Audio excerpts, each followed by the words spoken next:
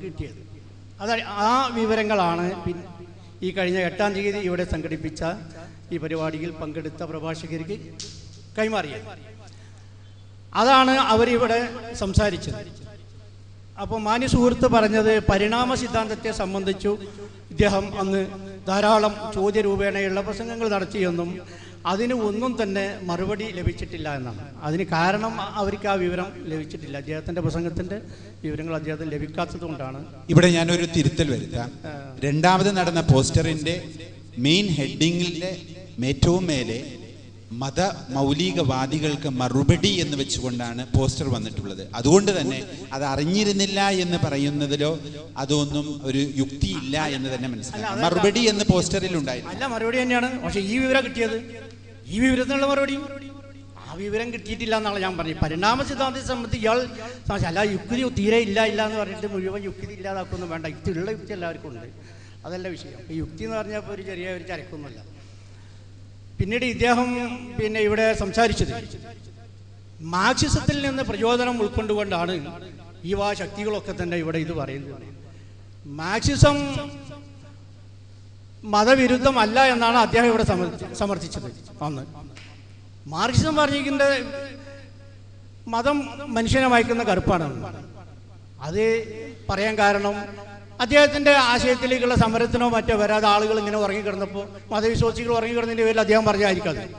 അല്ലാതെ ഇവിടെയുള്ള കമ്മ്യൂണിസ്റ്റുകാരൊക്കെ മാർക്സിസ്റ്റുകാരൊക്കെ ദൈവവിശ്വാസികളല്ല എന്ന് പറയാൻ നിങ്ങൾക്ക് ആരെങ്കിലും കഴിയില്ല. അപ്പോൾ ആ വാദം ശരിയല്ല എന്ന് അദ്ദേഹം ജബ്ബാർ മാഷ് പറഞ്ഞു. മാർക്സിസം മതവിരുദ്ധമായിട്ട് ഒന്നും പറയുന്നതായിട്ട് ഞാൻ പഠിച്ചിട്ടില്ല എന്നാണ് അദ്ദേഹം പറഞ്ഞത്. പിന്നീട് ഇദ്ദേഹം നിരന്തരമായി ഇവിടെ പ്രതിപാദിച്ചത് പ്രസംഗത്തിൽ ഉടനീളം സോവിയറ്റ് യൂണിയനിൽ സ്റ്റാലിനും ലെനിനും ബ്രഷ്നേവും ഖ്രൂഷ്ചേവും ഇവരെല്ലാവരും കൂടെ എല്ലാവരും കൊണ്ടുകൊടുക്കുകയാണ്. ഇതൊക്കെ യുക്തിവാദികളാണ്. ലെനിനും സ്റ്റാലിനും ഒക്കെ ഏത് യുക്തിവാദിയുടെ ഭാരവാഹിയാണെന്നുള്ളത് ഞങ്ങൾക്കറിയില്ല. ഇവിടെ കേരള യുക്തിവാദി സംഘത്തെ സംബന്ധിച്ച് നമുക്കറിയുള്ളൂ. ഈ ഭരണം നടക്കുന്ന രാജ്യത്തോ അല്ലെങ്കിൽ മതവിശ്വാസികൾ എന്ന് പറഞ്ഞുകൊണ്ട് അധികാരത്തിൽ ഇരിക്കുന്ന ആളുകളോ ഇപ്പോൾ ഈ വർത്തമാന കാലത്ത് കൂട്ടക്കൊല ചെയ്തുകൊണ്ടിരിക്കുകയാണ് അവരുടെ പ്രജകളെയൊക്കെ. പലയിടത്തും മതത്തിൻ്റെ പേരിലൊക്കെ ആളുകളെ കൊല്ലുന്നുണ്ട്. അല്ല, ഈ മനുഷ്യനെ കൊല്ലുന്ന ആൾക്കാർ മുഴുവനും യുക്തിവാദികൾ. ഇവിടെ ഇപ്പോൾ പ്രതിപാദിച്ചത് അങ്ങനെയാണ്. പിന്നെ കുടുംബം എന്നുള്ള ആ സ്വകാര്യ സ്വത്ത് നിലനിൽക്കുന്ന രീതിയെ പറ്റി പറഞ്ഞു കുടുംബം പൊളിക്കുന്നവരാണ് യുക്തിവാദികൾ എന്ന്. കുടുംബത്തിൻ്റെ സ്ഥിതി ആലോചിച്ച് നോക്കി അവിടെ കുടുംബം പൊളിച്ചുകൊണ്ട് എത്രയോ മതവാദികൾ ഇഷ്ടംപോലെ പെണ്ണും കെട്ടി കുട്ടികളെ ഉണ്ടാക്കിയിട്ട് ഇട്ടെറിഞ്ഞ് പോയി ധാരാളം സംഭവങ്ങൾ നമ്മുടെ അനുഭവത്തിൽ നമുക്ക് അറിയാവുന്നതാണ്. യുക്തിവാദികളുടെ ജീവിതത്തിലൊന്നും അങ്ങനെ അവരൊന്നും കുടുംബത്തിൽ പെണ്ണ് കെട്ടിക്കാണ്ട് ആ പെണ്ണിനും കുട്ടികളെ ഇട്ടെറിഞ്ഞാണ്ട് പുറത്തേക്ക് പോയി പിന്നെ വേറെ പെണ്ണ് കെട്ടി അങ്ങനത്തെ സംഭവം. ഇതൊക്കെ നമ്മളൊരു അനുഭവ വിഷയങ്ങളാണ്. ഇതൊരുപാട് മറ്റേ പ്രത്യയശാസ്ത്രമോ അല്ലെങ്കിൽ മതശാസ്ത്രമോ ഒന്നും എടുത്ത് പറയേണ്ട ഒരു വിഷയമൊന്നുമില്ല. അതുകൊണ്ടാണ് യുക്തിവാദം ഒരു ശരിയായ ജീവിതത്തിൻ്റെ ശരിയായ ഒരു ജീവിത രീതിശാസ്ത്രമാണ് എന്ന് അദ്ദേഹം ഇവിടെ പറയാനുള്ള കാരണം. അങ്ങനെ യുക്തിവാദി പിന്നീട് താങ്കളുടെ ചോദ്യം ഒന്ന് ചോദിക്കുക. ചോദ്യം ഇനി വേണമെങ്കിൽ ഒരു വിശ്വാസി നിലനിൽക്കുന്നത് അവൻ മരിച്ചു പോയിട്ട് സ്വർഗത്തിൽ കിടക്കാനാണെന്നാണ് ഇദ്ദേഹം പറഞ്ഞത്. ഞാൻ ഈ ഖുർആനിലെ ചില പരിഭാഷ നോക്കിയപ്പോഴേ സ്വർഗം ലഭിക്കാനാണ് എന്നാണ്. മരണശേഷം സ്വർഗം ലഭിക്കും എന്നാണ് പറയുന്നത്, ജീവിതത്തിലല്ല. പക്ഷെ ഖുർആൻ പറയുന്നത് അതിൻ്റെ 11-ാമത്തെ അധ്യായത്തിൻ്റെ 107, 108 സൂക്തങ്ങളിൽ പറയുന്നത് ആകാശം ഭൂമി നിലനിൽക്കുന്ന കാലത്തോളം സൗഭാഗ്യവാൻ സ്വർഗത്തിലുമാണ്, ദുർഭാഗ്യവാൻ നരകത്തിലുമാണ്. അപ്പോൾ ആകാശം ഭൂമി ഇവിടെ നിലനിൽക്കണം. ലോകം അവസാനിക്കുമ്പോഴോ അല്ലെങ്കിൽ ആ മനുഷ്യൻ്റെ രസമൊന്നുമല്ല. അവൻ ആകാശത്തിൻ്റെ ഭൂമിയിലെ മേലെ ആകാശത്തിൻ്റെ താഴെ ജീവിക്കുമ്പോൾ മനുഷ്യൻ ദരിദ്രത്തിലായിരിക്കാം, സുഖത്തിലായിരിക്കാം. ഈ രണ്ട് വിഭാഗം ഉണ്ടാവും എന്നുള്ള ഖുർആൻ പറയുന്നില്ല. മരിച്ചു പോയതിന് ശേഷം ഒരു സ്വർഗവും ഇല്ല, ഒരു നരകവും ഇല്ല എന്ന് ഉറച്ചു വിശ്വസിക്കുന്ന ഒരു വ്യക്തിയാണ്. ബഹുമാനനായ ജ്യേഷ്ഠ സഹോദരൻ മുഹമ്മദ് കുട്ടി സാഹിബ് അദ്ദേഹത്തിൻ്റെതായ കുറേ വിയോജിപ്പുകളാണ് ഇവിടെ രേഖപ്പെടുത്തിയത്. ഒന്നാമതായിട്ട് എന്താണെന്ന് ചോദിച്ചാൽ, ഇവിടെ ഞാൻ പരിണാമവാദത്തിനെതിരെ ഒരുപാട് വിമർശനങ്ങൾ ഉന്നയിച്ചു. അതിനൊന്നും മറുപടി പറഞ്ഞില്ല. അത് പറയാതിരുന്നത് ഇവിടെ ഉന്നയിച്ച വിമർശനങ്ങൾ അവിടെ പ്രസംഗിച്ചവർ അറിയാത്തത് കൊണ്ടാണ്. ശരിയായിരിക്കും, അത് തന്നെയാണ് ഇവിടുത്തെ പ്രശ്നം. ഒരു പരിപാടിക്ക് നമ്മൾ മറുപടി വെക്കുന്നു, ആ പ്രസംഗിച്ചയാളെ ഖണ്ഡിക്കാൻ ശ്രമിക്കുന്നു, അയാളെ വിമർശിക്കുന്നു, അയാൾ എന്താ പറഞ്ഞത് നമ്മൾക്ക് അറിഞ്ഞൂടാ, പിന്നെ എങ്ങനെ നമ്മൾ വിമർശിക്കും? ഇവിടെ എന്താണ് പറഞ്ഞത് എന്ന് അറിയാതെ എങ്ങനെ ഇവിടെ പറഞ്ഞതിന് മറുപടി പറയും? ഇവിടെ അന്നത്തെ യുക്തിവാദി പ്രസംഗകർ അവരുടെ പ്രസംഗത്തിന്റെ ആമുഖത്തിൽ തന്നെ പറഞ്ഞത് എന്താണ് ഇവിടെ പറഞ്ഞതെന്നൊന്നും ഞങ്ങൾക്ക് അറിഞ്ഞൂടാ. പക്ഷേ എന്തായിരിക്കും പറഞ്ഞത് എന്ന് ഞങ്ങൾക്ക് ഊഹിക്കാം. കാരണം ഞങ്ങൾ കുറെ കാലമായിട്ട് ഇങ്ങനത്തെ പരിപാടിയെല്ലാം കേൾക്കുന്നവരാണ്. ഇത്തരം ഒരു അന്ധമായ മുൻധാരണയുടെ പുറത്തൊരു പരിപാടിക്ക് മറുപടി പറയുന്നതിലെ മൗഢ്യം, അതാണ് ഞാനിവിടെ സൂചിപ്പിക്കാൻ ശ്രമിച്ചത്. അതുകൊണ്ടാണ് ഞാൻ ഉന്നയിച്ച അടിസ്ഥാനപരമായ പ്രശ്നങ്ങളെയൊന്നും സ്പർശിക്കാതെ അത് കേവലം ഒരു പരിണാമവാദത്തിന്റെ പ്രശ്നം മാത്രമല്ല, യുക്തിവാദം സമർത്ഥിക്കാൻ വേണ്ടി ഉപയോഗിച്ച മുഴുവൻ ആധാരങ്ങളെയും വളരെ വിശദമായി ഞാൻ പ്രശ്നവൽക്കരിച്ചിരുന്നു. അതിനെ ഒന്നും സ്പർശിക്കാതെ വേറെ വിഷയങ്ങളിലേക്ക് പോകാനുള്ള കാരണം യഥാർത്ഥത്തിൽ ഒരു പക്ഷേ ഈ കേൾക്കാത്തതായിരിക്കാം. അങ്ങനെ കേൾക്കാതിരിക്കുന്നത് എന്തിനാണ് എന്ന് എനിക്ക് മനസ്സിലാവാത്തതുള്ളൂ.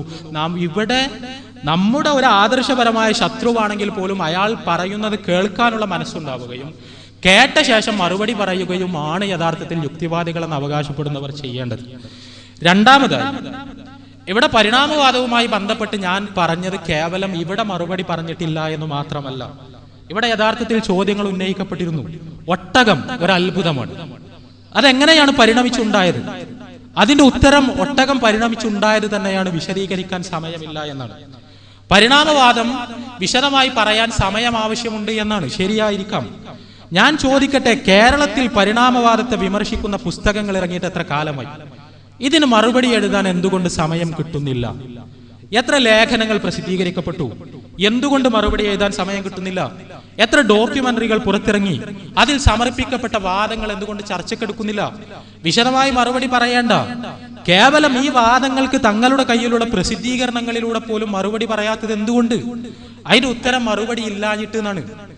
വിമർശനം കേൾക്കാഞ്ഞിട്ടും വിമർശനത്തിന് മറുപടി പറയാൻ സമയമില്ലാഞ്ഞിട്ടും എന്ന് പറയാം, അത് അംഗീകരിക്കാം. എനിക്ക് പ്രശ്നമൊന്നുമില്ല, അങ്ങനെ കരുതാനാണ് എനിക്ക് ഇഷ്ടം.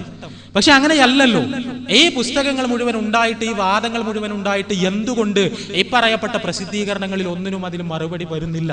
യുക്തിവാദി പ്രസ്ഥാനത്തിന് ഇതിൽ ധാർമ്മികമായൊരു ബാധ്യത കൂടിയുണ്ട്. അതറിയുമോ? ചാൾസ് ഡാർവിന്റെ ഒറിജിൻ ഓഫ് സ്പീഷീസ് എന്ന പുസ്തകം, ജീവിവർഗങ്ങളുടെ ഉത്ഭവം എന്ന പുസ്തകം മലയാളത്തിലേക്ക് മൊഴിമാറ്റി പ്രസിദ്ധീകരിച്ചത് യുക്തിവാദികളാണ്. ഒരു ശാസ്ത്രജ്ഞനല്ല, ഒരു ശാസ്ത്ര സമിതിയല്ല, ഏതെങ്കിലും ശാസ്ത്ര സംഘടനയല്ല, ഒന്നുമല്ല. ഇന്ത്യൻ എത്തിയിസ്റ്റ് പബ്ലിഷേഴ്സ് ആണ് ചാൾസ് ഡാർവിന്റെ ഒറിജിൻ ഓഫ് സ്പീഷീസ് എന്ന പുസ്തകം മലയാളത്തിലേക്ക് മൊഴിമാറ്റി പ്രസിദ്ധീകരിച്ചത്. മലയാളത്തിൽ അതിന്റെ വക്താക്കൾ അവരാണ്, അതിന് സ്പോക്സ്മാൻ അവരാണ്. അതിന് നേരെ ഉന്നയിക്കപ്പെടുന്ന വിമർശനങ്ങൾക്ക് മറുപടി പറയാൻ അവർക്ക് ധാർമ്മികമായി കൂടുതൽ ഉത്തരവാദിത്തമുണ്ട്. ഇതൊന്നും ഞാൻ പറയുന്നത് ദയവ് ചെയ്ത് മനസ്സിലാക്കുക. ഇവിടെ ആരെങ്കിലും മറുപടി പറയുന്നതിൽ പരാജയപ്പെട്ടു എന്ന് പറയാനോ അവർക്ക് മറുപടി പറയാൻ കഴിയില്ല എന്ന് പറയാനോ ഒന്നുമല്ല. വളരെ വിനീതമായി നിങ്ങളുടെ എല്ലാം മനസ്സിലേക്ക് ഞാൻ ഇട്ടുതരാൻ ആഗ്രഹിക്കുന്ന ചിന്ത ഇത്ര മാത്രമാണ്. ഇവിടെ കൊട്ടിഘോഷിച്ച് യുക്തിവാദം പ്രസംഗിക്കുന്നു. ആ യുക്തിവാദം അടിസ്ഥാനപരമായി പറയുന്നത് ദൈവമില്ല എന്നാണ്. ദൈവമില്ല എന്ന് പറയാൻ യുക്തിവാദത്തിന്റെ കയ്യിലുള്ള ഏറ്റവും പ്രധാനപ്പെട്ട തെളിവ് പരിണാമ സിദ്ധാന്തമാണ്. ആ പരിണാമ സിദ്ധാന്തത്തെ കടപുഴക്കുന്ന പ്രതിന്യായങ്ങൾ ഈ രീതിയിൽ സമർപ്പിക്കപ്പെട്ടിട്ടും അതിനൊരു മറുപടി പോലും വരുന്നില്ല എന്ന് പറയുമ്പോൾ ദൈവമില്ല എന്ന് സമർത്ഥിക്കാൻ ഇവരുടെ ആരുടെയും കയ്യിലും ഒരു തെളിവുമില്ല എന്നാണ് അതിന്റെ അർത്ഥം. രണ്ടാമതായി, മാർക്സിസത്തെ കുറിച്ച് ഞാൻ പറഞ്ഞു. ഇവിടെ ബഹുമാന്യനായ ജ്യേഷ്ഠ സഹോദരൻ അദ്ദേഹത്തിന്റെ വായനയുടെയും അനുഭവങ്ങളുടെയും അടിസ്ഥാനത്തിലാകാം. പക്ഷെ അദ്ദേഹം പറഞ്ഞ രണ്ടു കാര്യങ്ങളും എനിക്ക് മനസ്സിലായിട്ടില്ല. ഒന്നാമതായി അദ്ദേഹം പറഞ്ഞത് മാർക്സിസം മതവിരുദ്ധമല്ല എന്നാണ്. അതിന്റെ തെളിവ് നമ്മുടെ നാട്ടിൽ കമ്മ്യൂണിസ്റ്റ് പാർട്ടിയിൽ മെമ്പർഷിപ്പ് എടുത്തവർ പലരും ദൈവവിശ്വാസമുള്ളവരാണ് എന്നും. അങ്ങനെയാകാം. നമ്മുടെ നാട്ടിലെ മതസംഘടനകളിൽ പ്രവർത്തിക്കുന്നവർ പലരും മതത്തിന്റെ അന്തസ്സത്ത് ഉൾക്കൊള്ളാത്തവരാണ്, മതവിശ്വാസം എന്താണെന്ന് അറിയാത്തവരാണ്, മതത്തിന്റെ പേരിൽ തോന്നിവാസങ്ങൾ ചെയ്യുന്നവരാണ്. അതുകൊണ്ട് അവർ ചെയ്യുന്നതാണ് മതം എന്ന് പറയുന്നതിൽ അർത്ഥമില്ല. ഏത് ദർശനവും എന്താണ് എന്നും നമ്മൾ തീരുമാനിക്കേണ്ടത് ആ ദർശനത്തിന്റെ അടിസ്ഥാന ഗ്രന്ഥങ്ങളിലേക്ക് പോയിട്ടാണ്. മാർക്സിസത്തിന്റെ മതത്തോടുള്ള സമീപനം നമ്മൾ നിർണ്ണയിക്കേണ്ടത് ഏതെങ്കിലും മാർക്സിസ്റ്റുകൾ എന്ന് പറയപ്പെടുന്ന ആളുകളുടെ ജീവിതത്തിലേക്ക് നോക്കിയിട്ടല്ല, മാർക്സിന്റെയും ആംഗൽസിന്റെയും അടിസ്ഥാന ഗ്രന്ഥങ്ങളിലേക്ക് നോക്കിയിട്ടാണ്. എന്താണ് മാർക്സും ആംഗൽസും പറഞ്ഞത്? മാർക്സും ആംഗൽസും ഒന്നാമതായി പറഞ്ഞത് വൈരുദ്ധ്യാധിഷ്ഠിത ഭൗതികവാദമാണ്. മാർക്സിസത്തെ കുറിച്ച് പഠിച്ചവർക്ക് മുഴുവൻ അറിയാം. വൈരുദ്ധ്യാധിഷ്ഠിത ഭൗതികവാദം സിദ്ധാന്തിക്കുന്നത് ദൈവത്തിനടക്കം പദാർത്ഥാതീതമായ യാതൊന്നിനും അസ്തിത്വമില്ല, എല്ലാം കേവലം കെട്ടുകഥകളും അന്ധവിശ്വാസങ്ങളും മാത്രമാണ് എന്നാണ്. ദൈവത്തിനടക്കം. അപ്പോൾ എങ്ങനെ പ്രപഞ്ചമുണ്ടായി? വൈരുദ്ധ്യാധിഷ്ഠിത ഭൗതികവാദം പറയുന്ന ഉത്തരം പ്രപഞ്ചം ഇവിടെ എന്നും ഉണ്ടായിരുന്നു, എന്നും ഉണ്ടാവുകയും ചെയ്യും. എന്നും ഉണ്ടായിരുന്നു, എന്നും ഉണ്ടാവുകയും ചെയ്യും. ഈ പ്രപഞ്ചം നിലനിൽക്കുന്നത് വിരുദ്ധ ശക്തികൾ തമ്മിലുള്ള സംഘട്ടനങ്ങൾ വഴിയാണ്, പ്രപഞ്ചാതീതനായ ഒരു പ്രപഞ്ച സൃഷ്ടാവിന്റെ ഇടപെടൽ വഴിയല്ല. ഇതാണ് മാർക്സിന്റെ ആധാരം. അവിടെ നിന്നാണ് മാർക്സ് തുടങ്ങുന്നത്. മാർക്സിന്റെ അവിടെ മുതൽ അങ്ങോട്ടുള്ള വിശകലനങ്ങളിൽ മുഴുവനും ഈ പദാർത്ഥവാദം തെളിഞ്ഞു കിടപ്പുണ്ട്. പദാർത്ഥേതരമായ ഒരു വസ്തുതയെയും അംഗീകരിച്ചുകൂടാ എന്ന ശാഠ്യമുണ്ട്. ഇവിടെ ആരെങ്കിലും തെറ്റിദ്ധരിച്ചതുപോലെ കേവലം മതം മനുഷ്യനെ മയക്കുന്ന കറുപ്പാണ് എന്നൊരു പ്രസ്താവനയുടെ അടിസ്ഥാനത്തിലല്ല ഇതൊന്നും പറയുന്നത്. മതം മനുഷ്യനെ മയക്കുന്ന കറുപ്പാണ് എന്ന് മാർക്സ് പറഞ്ഞത് കമ്മ്യൂണിസ്റ്റ് പാർട്ടിക്ക് ആളെ കിട്ടാത്തതാണ് എന്ന് ദയവ് ചെയ്ത് പറയരുത്. കാരണം മാർക്സ് അത് എഴുതിയത് എ ക്രിറ്റിക് ടു ഹെഗൽസ് ഫിലോസഫി എന്ന പുസ്തകത്തിലാണ്. ആ പുസ്തകത്തിൽ മാർക്സ് ഈ വാചകം എഴുതിയതിന്റെ തൊട്ടു മുകളിലും തൊട്ടു താഴെയുമുള്ള വാചകങ്ങൾ വായിച്ചവർക്കറിയാം, ഏതെങ്കിലും പ്രായോഗിക പ്രശ്നത്തിൽ നിന്ന് തലയൂരാനല്ല, തന്റെ ഒരു ദാർശനിക നിലപാട് വളരെ കൃത്യമായി സമർപ്പിക്കുകയാണ് കാൾ മാർക്സ് ചെയ്തത്. അതുകൊണ്ട് തന്നെ മാർക്സിസം മതവിരുദ്ധമല്ല എന്ന വാദം അടിസ്ഥാനരഹിതമാണ്. മാർക്സിസം മതവിരുദ്ധമാണ്. മാർക്സിസം മതവിരുദ്ധമാണ് കാരണം മാർക്സിസത്തിന് ദൈവത്തെ അംഗീകരിക്കാൻ കഴിയില്ല. ദൈവം അല്ലെങ്കിൽ പിന്നെന്ത് മതം? ദൈവമില്ലെങ്കിൽ പിന്നെ എന്താണ് മതം? അവിടുന്നാണ് ചർച്ചകൾ തുടങ്ങുന്നത്. ആ ദൈവമില്ലാതെ, സ്വർഗമില്ലാതെ, നരകമില്ലാതെ, പരലോകമില്ലാതെ, ധാർമ്മികതയില്ലാതെ പിന്നെ എന്ത് മതം? ഇതിൽ ഓരോന്നിലും മാർക്സിസത്തെ സംബന്ധിച്ചിടത്തോളം പരലോകം ഒരു കെട്ടുകഥയാണ്. ഈ ഭൂമിയിൽ ആളുകളെ ഇഹലോകത്തിന് വേണ്ടിയുള്ള പ്രയത്നങ്ങളിൽ നിന്ന് മാറ്റി നിർത്തി അവരെ പരലോകം പരലോകം എന്ന് പറഞ്ഞ് മയക്കി കിടത്താനുള്ള ഒരു ഉപകരണമാണ് മാർക്സിന്റെ വീക്ഷണത്തിൽ. അല്ല എന്ന് പറയാൻ കഴിയുമോ? എന്താണ് ധാർമ്മികതയുമായി ബന്ധപ്പെട്ട വീക്ഷണം? ഞാൻ ഇവിടെ പറഞ്ഞു, കുടുംബം എന്ന് പറഞ്ഞാൽ സ്വകാര്യ സ്വത്ത് സംരക്ഷിക്കാനുള്ള ഒരു സ്ഥാപനമാണ്, അത് തകർക്കണം. മതവിശ്വാസിക്ക് അംഗീകരിക്കാൻ കഴിയുമോ? ഞാൻ പറയുന്നത് അടിസ്ഥാനങ്ങളിൽ മുതൽ വിശദാംശങ്ങളിൽ വരെ മതത്തോട് 100% വിയോജിക്കുന്ന ഒരു ഭൗതിക പ്രത്യയശാസ്ത്രമാണ് മാർക്സിസം. ഒരു മതവിശ്വാസിക്ക് ഒരിക്കലും അത് സ്വീകരിക്കാൻ കഴിയില്ല. എനിക്ക് മനസ്സിലാവാത്തതല്ല, ഞാൻ ചോദിക്കട്ടെ, ലോകത്തെ ഏതെങ്കിലും ഒരു അക്കാദമിക പണ്ഡിതൻ, മാർക്സിസത്തെ കുറിച്ച് വിവരമുള്ള ഏതെങ്കിലും ഒരു അക്കാദമിക പണ്ഡിതൻ ഇത്തരം ഒരു വാദം ഉന്നയിച്ചിട്ടുണ്ടോ? എവിടെയെങ്കിലും? നമ്മുടെ നാട്ടിൽ കേവലമായ ഒരു രാഷ്ട്രീയമായ നിലനിൽപ്പിന് വേണ്ടി ആരെങ്കിലും എന്തൊക്കെയോ പറയുന്നുവോ ഇല്ലേ എന്നതല്ല പ്രശ്നം. മാർക്സിസത്തെ കുറിച്ച് പഠിച്ച മാർക്സിസ്റ്റുകൾ ആരെങ്കിലും മാർക്സിസം മതവിരുദ്ധമല്ല എന്ന് പറഞ്ഞിട്ടുണ്ടോ? വലിച്ചു നീട്ടി ദുർവ്യാഖ്യാനിക്കാൻ ശ്രമിക്കാറുണ്ട് പലരുടെയും പരാമർശങ്ങൾ. പക്ഷെ ആ പരാമർശങ്ങളുമായി വന്നാൽ എനിക്കുറപ്പാണ്, എനിക്ക് സമർത്ഥിക്കാൻ കഴിയും അവരതല്ല ഉദ്ദേശിച്ചത് എന്ന്. അതാരായാലും, ഇതിനുവേണ്ടി ഉദ്ധരിക്കപ്പെടുന്ന ആരുടെ വാക്കുകളായാലും, അത് ഇ.പി. തോംസന്റെ മുതൽ ഈ അന്റോണിയോ ഗ്രാംഷി വരെയുള്ള മാർക്സിസ്റ്റ് ബുദ്ധിജീവികളുടെ വാചകങ്ങളെ സന്ദർഭത്തിൽ നിന്ന് അടർത്തിയെടുത്തുകൊണ്ടാണ് യഥാർത്ഥത്തിൽ മാർക്സിസം മതവിരുദ്ധമല്ല എന്ന് സ്ഥാപിക്കാൻ ശ്രമിക്കുന്നത്. അവരാരും അങ്ങനെ ഉദ്ദേശിച്ചിട്ടില്ല. നമ്മൾ കേരളം ഒന്ന് വിട്ട് മാർക്സിസത്തിന്റെ അന്തസ്സത്ത് ഉൾക്കൊണ്ട ക്യാമ്പസുകളിലേക്കൊന്ന് പോയി നോക്ക്. കേരളത്തിന് പുറത്ത് മാർക്സിസത്തിന്റെ അന്തസ്സത്ത് ഉൾക്കൊണ്ട, ആത്മാവ് ഉൾക്കൊണ്ട ക്യാമ്പസുകളിലേക്ക് പോ. അവിടെയുള്ള മാർക്സിസ്റ്റുകൾ എങ്ങനെയാണ് ജീവിക്കുന്നത്? അവർക്ക് മതമുണ്ടോ? അവർക്ക് ദൈവമുണ്ടോ? അവരെന്താണ് പ്രചരിപ്പിക്കുന്നത്? അവർ എന്ത് തരം വാദങ്ങളാണ് ഉന്നയിക്കുന്നത്? ഏത് തരം ധാർമ്മികതയ്ക്ക് വേണ്ടിയാണ് അവർ നിലനിൽക്കുന്നത്? ഒന്ന് പരിശോധിക്ക്. നമ്മൾ നമ്മുടെ ജീവിതാനുഭവങ്ങൾ എന്ന് പറയുമ്പോൾ നമ്മുടെ ജീവിതാനുഭവങ്ങളുടെ പരിമിതമായ വൃത്തത്തിനകത്ത് നിന്നുകൊണ്ട് മാത്രം കാര്യങ്ങളെ വിലയിരുത്താൻ ശ്രമിക്കരുത്. എനിക്ക് മനസ്സിലാവാത്ത ഇതൊന്നുമല്ല, മാർക്സിസം മതത്തിനെതിരാണ്. അത് തുറന്നു പറഞ്ഞാൽ എന്താ പ്രശ്നം? മാർക്സിസം മതത്തിനെതിരാണ് എന്ന് പറയുക. മതവിശ്വാസികൾ പറയണം ഞങ്ങൾ മാർക്സിസത്തിനെതിരാണ്, മാർക്സിസ്റ്റുകൾ പറയണം ഞങ്ങൾ മതത്തിനെതിരാണ്. എന്നിട്ട് തല്ലുകൂടാനല്ല, കൊല്ലാനല്ല, ചോര ചിന്താനല്ല, പരസ്പരം സംവാദം നടത്തട്ടെ, പരസ്പരം സംവദിക്കട്ടെ, എന്നിട്ട് ഏതാണ് ശരിയെന്ന് തീരുമാനിക്കട്ടെ. അങ്ങനെ തീരുമാനിക്കുന്നതിന് പകരം ഇത് രണ്ടും ഒന്നു തന്നെയാണ് എന്ന കളവും കാപട്യവും നിറഞ്ഞ വർത്തമാനം നമ്മളാരും പറയരുത്. മൂന്നാമതായി, യുക്തിവാദികൾക്ക് മറുപടി പറയുമ്പോൾ എന്തിനാണ് മാർക്സിസ്റ്റുകളെ പറയുന്നത്? ഇവിടെ ഒന്നാമത്തെ പരിപാടിയെ കുറിച്ച് പറഞ്ഞു. എന്താണ് ഒന്നാമത്തെ പരിപാടിയിൽ പറഞ്ഞത്? ഞാൻ അവിടെ നടന്ന പ്രസംഗങ്ങൾ കേട്ടതാണ്. അതിന് മറുപടി പറയണം എന്നതുകൊണ്ട് തന്നെ, കേൾക്കാതെ മറുപടി പറയരുത് എന്നതുകൊണ്ട് ആ പ്രസംഗത്തിൽ യുക്തിവാദത്തിന്റെ അടിസ്ഥാനങ്ങൾ വിശദീകരിച്ചിരുന്നു. ആ യുക്തിവാദത്തിന്റെ അടിസ്ഥാനങ്ങൾ വിശദീകരിച്ചെടുത്ത് ഒന്നാമതായി പറഞ്ഞത് കാൾ മാർക്സിന്റെ വൈരുദ്ധ്യാധിഷ്ഠിത ഭൗതികവാദം. രണ്ടാമതായി പറഞ്ഞത് മതത്തെ സംബന്ധിച്ച് മാക്സ് വെബറും അതുപോലെ തന്നെ ആംഗൽസ് അദ്ദേഹത്തിന്റെ പുസ്തക രചനക്ക് ആശ്രയിച്ച മോർഗനും ഉന്നയിച്ച വാദങ്ങൾ. മാർക്സിന്റെയും വെബറിന്റെയും മോർഗന്റെയും ആംഗൽസിന്റെയും സിദ്ധാന്തങ്ങൾ അടിസ്ഥാനമാക്കിയാണ് മതത്തിനെതിരെയുള്ള ന്യായങ്ങൾ മുഴുവൻ കെട്ടിപ്പടുത്തത്. ഇത് മാർക്സിസം യുക്തിവാദത്തിന് അന്യമാണ് എന്ന വാദം ഈ പറയുന്ന കലാനാഥ മാഷ് അംഗീകരിക്കുമോ? തീർച്ചയായും. ഇവിടെ സൂചിപ്പിക്കപ്പെട്ടതുപോലെ മാർക്സിസത്തെ അംഗീകരിക്കാത്ത യുക്തിവാദികളുണ്ട്, കേരളത്തിലുണ്ട്, ലോകത്തെ എല്ലായിടത്തും ഉണ്ട്. ഇപ്പൊ ലോകത്തെ ഭൗതികവാദികളിൽ ഏറ്റവും പ്രശസ്തനായ ഭൗതികവാദിയായിരുന്നു ബാർബാറ സ്മോക്കർ. ഈ ബാർബാറ സ്മോക്കർ ഹ്യൂമനിസത്തിന്റെ വക്താവായിരുന്നു. ബർട്രാൻഡ് റസൽ, അദ്ദേഹം പ്രഗത്ഭനായ ഭൗതികവാദിയായിരുന്നു. അദ്ദേഹത്തിന്റെ ഒരു പുസ്തകത്തിന്റെ പേര് why I am not a Christian, ഞാൻ എന്തുകൊണ്ട് ക്രിസ്ത്യൻ അല്ല എന്നാണ്. ഞാൻ എന്തുകൊണ്ട് ക്രിസ്ത്യാനിയല്ല. മതത്തിനെതിരെ അദ്ദേഹം എഴുതിയ ലേഖനം, ഈ ലേഖനം യുക്തിവാദി സംഘക്കാർ അവരുടെ യുക്തി ദർശനം എന്ന പുസ്തകത്തിൽ എടുത്തു ചേർത്തിട്ടുണ്ട്. എന്നാൽ ഇതേ ബർട്രാൻഡ് റസലിന് വേറൊരു ലേഖനമുണ്ട്. ആ ലേഖനത്തിന്റെ പേര് why I am not a communist എന്നാണ്.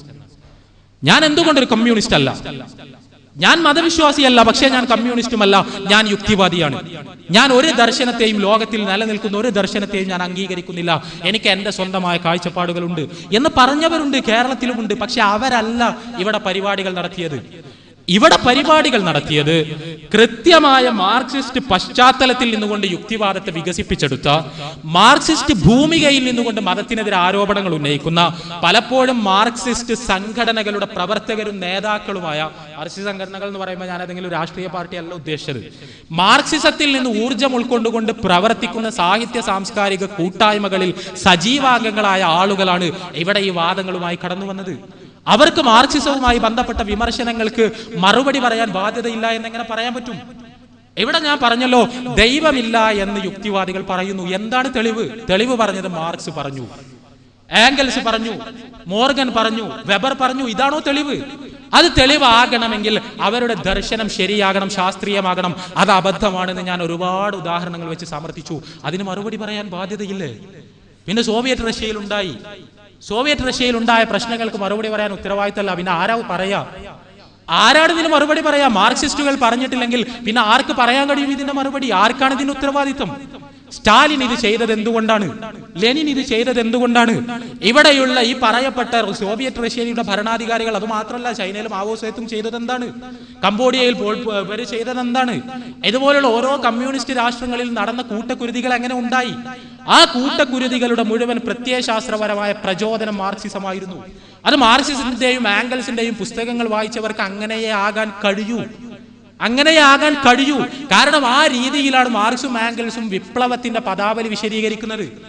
ഇത് പറയുമ്പോൾ അതിന് മറുപടി പറയേണ്ട ഉത്തരവാദിത്തം ഇവർക്കുണ്ട്. മൂന്നാമത് എന്താന്ന് വെച്ചാൽ, മതത്തിന് നേരെ ഇവിടെ ഉന്നയിക്കപ്പെട്ട ആരോപണം എന്താണ്? ഒന്നാമത്തെ സെമിനാറിൽ മതത്തിന് നേരെ ഉന്നയിക്കപ്പെട്ട ആരോപണം എന്താണ്? ലോകത്തെ രക്തച്ചൊരിച്ചിലിന്റെ ആശയ സ്രോതസ് മതമാണ്. ലോകത്ത് കലാപങ്ങളുടെ ആശയ സ്രോതസ് മതമാണ്.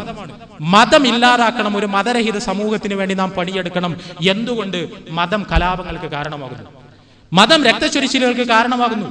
അതുകൊണ്ടാണ് എൻ്റെ മറുപടിയിൽ ഞാൻ ഭൗതികവാദത്തിൽ നിന്ന് ഊർജ്ജം ഉൾക്കൊണ്ട് ലോകത്ത് നടന്ന രക്തച്ചൊരിച്ചിലുകളുടെ നീണ്ട പട്ടിക സമർപ്പിച്ചത്. ഒന്നാമത്തെ സെമിനാറിൽ അത് മിണ്ടിയിട്ടേയില്ല. ഒന്നാമത്തെ സെമിനാറിലെ സംസാരങ്ങൾ മതമാണ് ലോകത്തെ സകല പ്രശ്നങ്ങളുടെയും നാരായ വേരെ എന്ന് സമർത്ഥിച്ച് കയ്യിൽ തന്ന് മതമില്ലാതാക്കിയാൽ ഇവിടെ മുഴുവൻ പ്രശ്നങ്ങളും അവസാനിക്കും എന്ന പ്രതീതി ജനിപ്പിക്കുന്ന രീതിയിലായിരുന്നു. ആ സമയത്താണ് നാം മതമല്ല ഭൗതികവാദമാണ് ലോകത്തെ പ്രശ്നങ്ങളുടെ നാരായ വേരെ എന്ന് സമർത്ഥിച്ചുകൊണ്ട് മാർക്സിസത്തിന്റെ രക്തച്ചൊരിച്ചിലിന്റെ നീണ്ട കഥ സമർപ്പിച്ചത്. മാർക്സിസം മാത്രമല്ല, ഞാൻ ആവർത്തിച്ച് പറയുന്നു, ഹിരോഷിമയിലും നാഗസാക്കിയിലും ഉണ്ടായ അണുബോംബ് വിസ്ഫോടനങ്ങളുടെ ആശയ സ്രോതസ് ഭൗതികവാദമാണ്. അല്ല എന്ന് പറയാൻ കഴിയുമോ?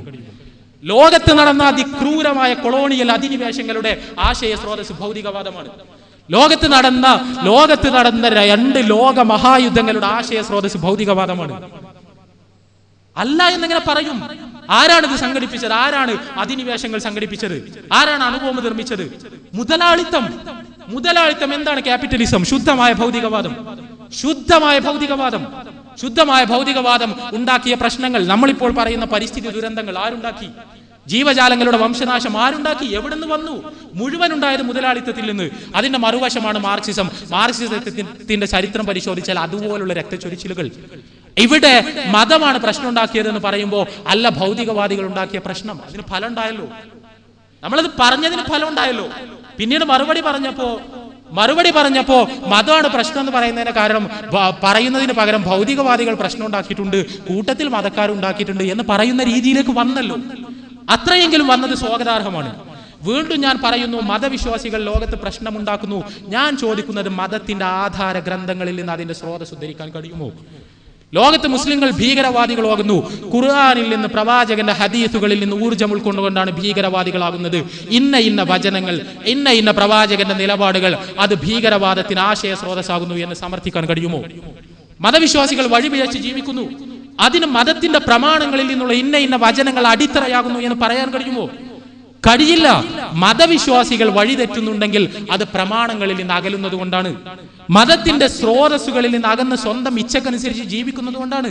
എന്താണ് സ്വന്തം ഇച്ഛ? എന്താണ് സ്വന്തം ഇച്ഛ?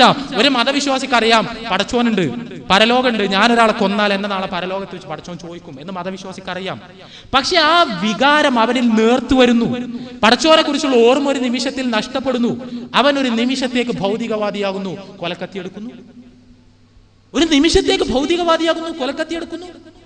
ഇതാണ് സംഭവിക്കുന്നത്. കാരണം ഭൗതികവാദിയാകുന്ന നിമിഷത്തിൽ അവന് പടച്ചോനില്ല, പരലോകമല്ല, ചോദിക്കുന്നുള്ള പേടിയില്ല, അയാൾ തിന്മ ചെയ്യുന്നു.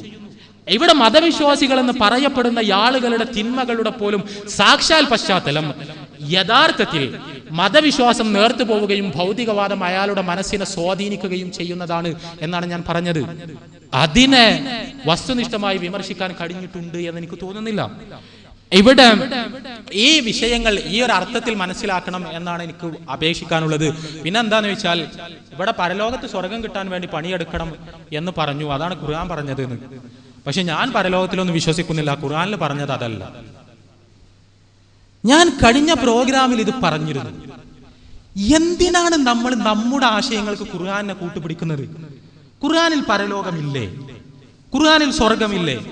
ഖുർആനിൽ നരകമില്ലേ? എത്ര വചനങ്ങൾ വേണം? എത്ര വചനങ്ങൾ? പരിശുദ്ധ ഖുർആനിന്റെ 1/3 ഭാഗം മരണാനന്തര ജീവിതത്തെ കുറിച്ച് വിശദീകരിക്കാൻ വേണ്ടി നീക്കിവെക്കപ്പെട്ടതാണ്. 1/3 ഭാഗം സ്വർഗത്തെ സംബന്ധിച്ച വിശദമായ വർണ്ണനകൾ, നരകത്തെ സംബന്ധിച്ച വിശദമായ വിശദീകരണങ്ങൾ, വിചാരണയെ സംബന്ധിച്ച മുന്നറിയിപ്പുകൾ, പരലോകമില്ല എന്ന് പറയുന്നവർക്കുള്ള മറുപടികൾ. ഖുർആനിന്റെ ഒരു അന്തസത്ത തന്നെ യഥാർത്ഥത്തിൽ പരലോകത്തിലുള്ള വിശ്വാസമാണ്. ഈ പരലോകത്തിലുള്ള വിശ്വാസം ഖുർആനിലില്ല എന്ന് പറയാൻ നമുക്ക് കഴിയുന്നത് എങ്ങനെ? എനിക്ക് മനസ്സിലാവുന്നില്ല. എവിടെ സുഹൃത്ത് ഉദ്ധരിച്ച ആയത്ത് ഞാൻ പരിശോധിച്ചിട്ടില്ല, പരിശോധിക്കണം. ആ വചനത്തിൽ ഏതായാലും പരലോകത്ത് നിഷേധിക്കുകയില്ല എന്ന കാര്യം ഉറപ്പാണ്. ആ വചനം എന്താണ് അതിന്റെ ആശയം എന്ന് സഹോദരൻ മനസ്സിലാക്കി കൊടുത്തുള്ള തകരാറാകാം. അത് പരിശോധിച്ച ശേഷം എനിക്ക് പറയാൻ പറ്റുള്ളൂ. പക്ഷെ ആ ആയത്ത് പോകട്ടെ. എത്ര ആയത്തുകളുണ്ട് ഖുർആനിൽ? ഈ ഖുർആനിലെ ഈ ആയത്തുകളിൽ ഒന്നും പരലോകമില്ല, സ്വർഗമില്ല, നരകമില്ല എന്ന് പറയാൻ കഴിയുമോ? നമ്മളൊരു ആയത്തിന്റെ ഒരു കഷ്ണം ധരിച്ചിട്ട് ഇവിടെ ഖുർആനിൽ സ്വർഗമില്ല എന്ന് പറയുമ്പോൾ മറ്റുള്ള ആയത്തുകൾ, നമ്മുടെ ഒരു സത്യസന്ധത എവിടെയാണ് ചോർന്നു പോകുന്നത്? ഒരു ഭൗതികമായ സത്യസന്ധത. നമ്മളൊരു ആശയം പറയുമ്പോൾ അതിനൊരു സത്യസന്ധത വേണ്ടേ? ഖുർആനിൽ ഇല്ല എന്ന് പറയുമ്പോൾ ഖുർആനിൽ ഉണ്ട് എന്ന് നമുക്ക് അറിയാമെന്നിരിക്കെ നമ്മൾ എന്തിനങ്ങനെ പറയണം? ഞാൻ പറയുന്നു, നമുക്ക് പരലോകത്തിൽ വിശ്വാസമില്ലെങ്കിൽ പറയാം, എനിക്ക് പരലോകത്തിൽ വിശ്വാസമില്ല. പക്ഷെ നീ ഖുർആനെ കൂട്ടുപിടിക്കുന്നത് എന്തിന്? കഴിഞ്ഞ തവണ എനിക്ക് വലിയ അത്ഭുതം തോന്നി. ദൈവമല്ല എന്ന് ഒരാൾക്ക് പറയാം, പക്ഷെ അതിനെന്തിന് ഖുർആനെ കൂട്ടുപിടിക്കണം? ഖുർആനിൽ ദൈവമില്ല എന്ന് പറയുന്നത് എന്തിന്? ഖുർആനിൽ ദൈവമുണ്ട്, അത് 100% ഉറപ്പാണ്. നമ്മൾക്ക് ആ ഖുർആൻ ഇഷ്ടമല്ലെങ്കിൽ ഖുർആൻ മാറ്റിവെക്കുക, എന്നിട്ട് യുക്തിവാദിയാകുക. അതല്ലാതെ ഖുർആൻ കൂടെ കൊണ്ടു നടത്തിട്ട് എന്റെ ആശയങ്ങൾക്ക് മുഴുവൻ ഖുർആനിൽ തെളിവുണ്ട് എന്ന് പറയുന്ന ഒരു അവസ്ഥയിലേക്ക് ദയവ് ചെയ്ത് പോകരുത്. ഇവിടെ എന്താ വെച്ചാൽ നമ്മൾക്ക് എല്ലാവർക്കും ഉള്ള വ്യഗ്രത ഖുർആനെ പിടിച്ച് എങ്ങനെയെങ്കിലും യുക്തിവാദിയാക്കണം. എന്നാൽ നാട്ടുകാരുടെ മുന്നിൽ നമ്മൾക്ക് നല്ലൊരു മുഖം ഉണ്ടാവുന്നുണ്ട്. ഞാൻ പറയുന്നു, ആ മുഖം നമുക്ക് വേണ്ട. എന്താണ് ആ മുഖം? ഒരു ധാർമ്മികതയും ഇല്ലാത്ത സകലവിധ തോന്നിവാസങ്ങൾക്ക് ലൈസൻസ് നൽകുന്ന ഒരു മുഖം, മനുഷ്യനെ കേവലം ഒരു ജന്തുവായി സങ്കല്പിക്കുന്ന ഒരു മുഖം, മനുഷ്യനൊരു മൂല്യബോധം ആവശ്യമില്ല എന്ന് പറയുന്ന ഒരു മുഖം, ലോകത്ത് മഹായുദ്ധങ്ങളും അണുവിസ്ഫോടനങ്ങളും ഉണ്ടാക്കിയ ഒരു മുഖം, ലോകത്ത് കൂട്ടക്കൊലകൾ സംഘടിപ്പിച്ച ഒരു ആദർശമായി എന്തിനാ ഖുർആന്റെ ഗദ്ദിക്ക് കൊണ്ടുവന്നിട്ട് ഖുർആന്റെ നല്ല പേര് എന്തിനാണ് നമ്മൾ കളയുന്നത് എന്നാണ് എന്റെ സംശയം. ഇവിടെ ഒരിക്കൽ കൂടി ഇവിടെ എല്ലാവരോടും എനിക്ക് പറയാനുള്ളത്, വസ്തുനിഷ്ഠമായി നമ്മൾ കാര്യങ്ങളെ പഠിക്കണം. ഞാൻ ചോദിക്കട്ടെ, വളരെ വിനീതമായി ചോദിക്കട്ടെ, വളരെ വിനീതമായി. ഇവിടെ യുക്തിവാദത്തിന്റെ തലത്തിൽ നിന്നുകൊണ്ട് നമ്മൾ ചോദ്യങ്ങൾ ചോദിക്കുന്നു. പരലോകമില്ല എന്ന് പറയുന്നു, പടച്ചോനില്ല എന്ന് പറയുന്നു. പടച്ചവനില്ല എന്നതിനും പരലോകമില്ല എന്നതിനും യുക്തിവാദികൾ സമർപ്പിച്ച തെളിവുകളെ മുഴുവൻ, അതിന്റെ ആധാരങ്ങളെ മുഴുവൻ ഞാൻ വിശകലനം ചെയ്യുകയുണ്ടായി. എന്തുകൊണ്ടാണ് പ്രതികരിക്കാത്തത്? എന്തുകൊണ്ടാണ് ആ രീതിയിൽ നമ്മുടെ ചോദ്യങ്ങൾ കടന്നു വരാത്തത്? എന്റെ വാദങ്ങളിൽ എന്തുകൊണ്ടാണ് തൊടാത്തത്? നമ്മൾ എന്തിനാണ് മറ്റു കാര്യങ്ങളിലേക്ക് പോകുന്നത്? ഇത്രയും ദുർബലമാണോ നമ്മുടെ ആദർശം? നമ്മൾ ആലോചിച്ചു നോക്ക്. യുക്തിവാദത്തിന്റെ അടിത്തറകളായി നിലനിൽക്കുന്ന ആശയങ്ങളിലാണ് ഞാൻ തൊട്ടത്. പരിണാമ സിദ്ധാന്തത്തെ ഞാൻ പ്രശ്നവൽക്കരിച്ചു, മാർക്സിയൻ ഭൗതികവാദത്തെ ഞാൻ പ്രശ്നവൽക്കരിച്ചു, ആധുനിക ശാസ്ത്രത്തോടുള്ള യുക്തിവാദത്തിന്റെ സമീപനത്തെ ഞാൻ പ്രശ്നവൽക്കരിച്ചു, യുക്തിവാദത്തിന്റെ മൂല്യസങ്കല്പത്തെ ഞാൻ അതിശക്തമായി വിമർശിച്ചു. എന്തുകൊണ്ട് അതിൽ തൊടുന്നില്ല? അതിൽ തൊട്ടാൽ യുക്തിവാദം സമർത്ഥിക്കാൻ കഴിയില്ല എന്ന ധാരണ നമുക്കുണ്ടെങ്കിൽ നമ്മുടെ അടിത്തറകൾ ദുർബലമാണ് എന്നാണ് അതിന്റെ അർത്ഥം. ഞാനിവിടെ പറഞ്ഞെന്താ വെച്ചാൽ ഈ ചോദ്യം ചോദിച്ച ആളുകൾ യുക്തിവാദികളാവണമെന്നില്ല, ആ അർത്ഥത്തിലല്ല. അതല്ല എന്റെ ഉദ്ദേശം. ഞാൻ പറഞ്ഞത് മൊത്തത്തിൽ കേരളത്തിൽ ഈ നടക്കുന്ന പരിപാടികൾ, ആ പരിപാടികളിൽ എന്തുകൊണ്ട് മൗലിക പ്രാധാന്യമുള്ള ഈ പ്രശ്നങ്ങളെ തൊടുന്നില്ല? പിന്നെ സദാചാരത്തിന്റെ പ്രശ്നവും കാര്യങ്ങളെല്ലാം പറഞ്ഞു. ഞാൻ പറഞ്ഞല്ലോ എന്തുകൊണ്ട് യുക്തിവാദം സദാചാര വിരുദ്ധമാണ് എന്ന് ഞാൻ പറയുന്നു. ഞാൻ വെറുതെ യുക്തിവാദികൾ സദാചാരരഹിതരാണെന്ന് പറയല്ല ചെയ്തത്, അല്ലെങ്കിൽ കേരളത്തിലെ ഏതെങ്കിലും യുക്തിവാദികൾ അധാർമികമായി ജീവിക്കുന്നവരാണ് എന്ന് പറയല്ല ചെയ്തത്. യുക്തിവാദം എന്തുകൊണ്ട് സദാചാര വിരുദ്ധമാണ് എന്ന് ഞാൻ വിശദമായി പറഞ്ഞു. അതിന്റെ ആദർശപരമായ അടിത്തറകൾ പറഞ്ഞു, അതിന്റെ പ്രായോഗികമായ ഉദാഹരണങ്ങൾ പറഞ്ഞു. അതിനോട് സംവദിക്കാതെ നമ്മൾ വേറെ തലത്തിലേക്ക് ഞാൻ കാണുന്നവർ അങ്ങനെയല്ല ഇങ്ങനെയല്ല എന്നെല്ലാം പറയുന്നത്, അത് ആ തരത്തിലുള്ളൊരു ചർച്ചയല്ല നമ്മൾ ഉദ്ദേശിക്കുന്നതല്ലെങ്കിലും. നമ്മൾ ഉദ്ദേശിക്കുന്നത് കേരളത്തിലെ യുക്തിവാദികളെല്ലാം നല്ല മനുഷ്യന്മാരാണോ അല്ലെങ്കിൽ വേറെ ആരെങ്കിലും ചീത്ത മനുഷ്യന്മാരാണോ എന്നൊരു ചർച്ചയല്ല. ഇതൊരു ആദർശപരമായ ചർച്ചയാണ്. ഞാൻ വ്യക്തിപരമായി ആരെയും ആക്രമിച്ചിട്ടില്ലല്ലോ. ഇവിടെ സംസാരിച്ച ആരെങ്കിലും വ്യക്തിപരമായി മോശമാണ് എന്ന് ഞാൻ പറഞ്ഞിട്ടില്ലല്ലോ. അവരെ ആരെയും ഞാൻ തേജോവധം ചെയ്തിട്ടില്ലല്ലോ. കാരണം അതല്ല നമ്മുടെ വിഷയം. നമ്മുടെ വിഷയം രണ്ട് ആദർശങ്ങൾ തമ്മിലുള്ള ചർച്ചയാണ്. ആ ആദർശങ്ങൾ തമ്മിലുള്ള ചർച്ചയിൽ ഇത്തരം കാര്യങ്ങൾ ദയവ് ചെയ്ത് നമ്മൾ കൊണ്ടുവരരുത്. അതിന് പ്രസക്തിയില്ല. കാര്യങ്ങൾ വസ്തുനിഷ്ഠമായി മനസ്സിലാക്കണം എന്ന അപേക്ഷിക്കുന്നു. അടുത്ത ചോദ്യം. എൻ്റെ പേര് അബ്ദുൾ നിസാം, ഞാൻ കോട്ടക്കൽ സ്വദേശിയാണ്. ആദ്യമായിട്ട് ഞാൻ താങ്കൾ ലാസ്റ്റ് പറഞ്ഞതിനോടൊരു വിയോജിപ്പ് എനിക്ക് രേഖപ്പെടുത്തേണ്ടതുണ്ട്. അതിനുശേഷം എനിക്ക് ചോദ്യത്തിലേക്ക് വരാം. കാരണം താങ്കൾ പറഞ്ഞത് ദൈവം ഉണ്ടെങ്കിലേ മതമുള്ളൂ എന്നാണ്. അങ്ങനെ ആവുമ്പോഴേ അതിനൊരു പ്രസക്തിയുള്ളൂ എന്നാണ്. അങ്ങനെയെങ്കിൽ ബുദ്ധനും ജൈനനും ഇവിടെ അവരുടേതായ തത്വങ്ങളും കൽപ്പനകളോട് കൂടി രണ്ട് മതങ്ങളെ സ്ഥാപിച്ചിട്ടുണ്ട്, ബുദ്ധമതവും ജൈനമതവും. ദൈവത്തെക്കുറിച്ച് പരാമർശിച്ചിട്ട് പോലുമില്ല. അവർക്ക് കൽപ്പനകളും തത്വങ്ങളും അതിൻ്റെതായ സദാചാര മൂല്യങ്ങളോടും കൂടി അവരിവിടെ ജീവിക്കുന്നുണ്ട്. ആ ഒരു ഇത് കാണാതെ പോകരുത്. വെറും സെമിറ്റിക് മതങ്ങൾ മാത്രമാണ് മതം, അല്ലെങ്കിൽ അത് മാത്രമാണ് ശരി, അത് മാത്രമാണ് ഏകദൈവ വിശ്വാസം പ്രചരിപ്പിക്കുന്നത് എന്ന് പറയുന്നത് അത് താങ്കളുടെ സങ്കുചിത മനോഭാവമാണ് എന്ന് എനിക്കും ഇവിടുത്തെ ഓഡിയൻസിനും മനസ്സിലാക്കേണ്ടി വരുമെന്നാണ് എനിക്ക് തോന്നുന്നത്. ഇനി എൻ്റെ ചോദ്യത്തിലേക്ക് ഞാൻ വരാം. ഞാൻ ജനിച്ചത് ഒരു മുസ്ലിം കുടുംബത്തിലാണ്. എൻ്റെ പിതാവ് ഒരു സാധാരണ ഒരു മുസ്ലിമായിട്ടാണ് അദ്ദേഹവും ജനിച്ചത്. അങ്ങനെ പരമ്പരയായിട്ട് ഇത് ചെയ്യുന്നു. പക്ഷേ എൻ്റെ പിതാവ്, അദ്ദേഹത്തിൻ്റെ രണ്ട് പെങ്ങന്മാരും ജീവിച്ചിരിക്കെ എൻ്റെ പിതാവിൻ്റെ പിതാവ് മരണപ്പെട്ടു. അതായത് എൻ്റെ വല്യുപ്പ മരണപ്പെട്ടു. അതോടൊപ്പം എൻ്റെ പിതാവിൻ്റെ വലിയുപ്പ, അതായത് എൻ്റെ പിതാമഹൻ ജീവിച്ചിരിപ്പുണ്ടായിരുന്നു. അപ്പോൾ സ്വാഭാവികമായിട്ടും ഇസ്ലാമിലെ ഭൂസ്വത്ത് നിയമം നമ്മൾ എടുത്തു നോക്കിക്കഴിഞ്ഞാൽ, ശരീഅത്തുപരമായും മറ്റു രീതിയിലൊക്കെ എടുത്തു നോക്കിക്കഴിഞ്ഞാൽ, പിതാവ് മരിച്ചു കഴിഞ്ഞാൽ അദ്ദേഹത്തിൻ്റെ മക്കൾക്ക്, അതായത് പ്രത്യേകിച്ചും വലിയപ്പ ജീവിച്ചിരുന്നാൽ പ്രത്യേകിച്ചും ആ കുട്ടികൾക്ക് ഇസ്ലാമിൽ സ്വത്തിന് അർഹരല്ല, അവർക്ക് സ്വത്ത് കൊടുക്കേണ്ടതില്ല എന്നാണ് നിയമം. ഈ നിയമത്തെ ബേസ് ചെയ്തുകൊണ്ട് എൻ്റെ കുടുംബത്തെ എടുത്തു നോക്കിക്കഴിഞ്ഞാൽ എൻ്റെ പിതാവിന് നിയമപരമായിട്ട്, എൻ്റെ പിതാവിനും പെങ്ങന്മാർക്കും നിയമപരമായിട്ട് സ്വത്ത് കൊടുക്കേണ്ടതില്ല. കാരണം എന്താണെന്ന് വെച്ചാൽ അവർ ജീവിച്ചിരിക്കെ അവരുടെ വാപ്പ മരിച്ചു, അതോടൊപ്പം അവരുടെ വലിയുപ്പ ജീവിച്ചിരിപ്പുണ്ടായിരുന്നു എന്നുള്ളത്. എന്നാൽ എൻ്റെ ഈ മതത്തിൻ്റെ ഈ ഒരു ഫിലോസഫി, അതായത് ഈ തത്വസംഹിത പുറന്തള്ളിക്കൊണ്ട് എൻ്റെ പിതാമഹൻ വിശാല മനസ്കത കാണിച്ചു. കാരണം എന്താ വെച്ചാൽ എൻ്റെ പിതാവിനും എൻ്റെ പിതാവിൻ്റെ പെങ്ങന്മാർക്കും സ്വത്ത് കൊടുത്തു. ആ സ്വത്ത് കൊടുക്കലിൽ എൻ്റെ പിതാവിൻ്റെ ഇളാപ്പ, അതായത് പിതാമഹൻ്റെ നേരെ മകൻ എൻ്റെ വല്യപ്പാൻ്റെ അനിയൻ അദ്ദേഹത്തിന് എതിരായി. അതുവഴി കുടുംബ കലഹങ്ങൾ നടന്നു. എൻ്റെ കുടുംബം മൊത്തത്തിൽ ശിഥിലമായി. ഇസ്ലാമിൻ്റെ ഈ ഒരു ഭൂസ്വത്ത് നിയമമാണ് എൻ്റെ കുടുംബത്തെ ശിഥിലമാക്കിയത് എന്ന് എനിക്ക് എൻ്റെ ജീവിതം കൊണ്ട് ഈ സമൂഹത്തോട് പറയാൻ കഴിയും. ഇനിയും മറ്റൊരു കാര്യം, എൻ്റെ 1.5 വയസ്സിൽ എൻ്റെ ഈ പറഞ്ഞ പിതാമഹൻ എൻ്റെ 1.5 വയസ്സിൽ എൻ്റെ ഉമ്മയെ തൊലാക്ക് ചൊല്ലി, അതായത് ഡൈവേഴ്സ് ചെയ്തു, മൊഴി ചൊല്ലി.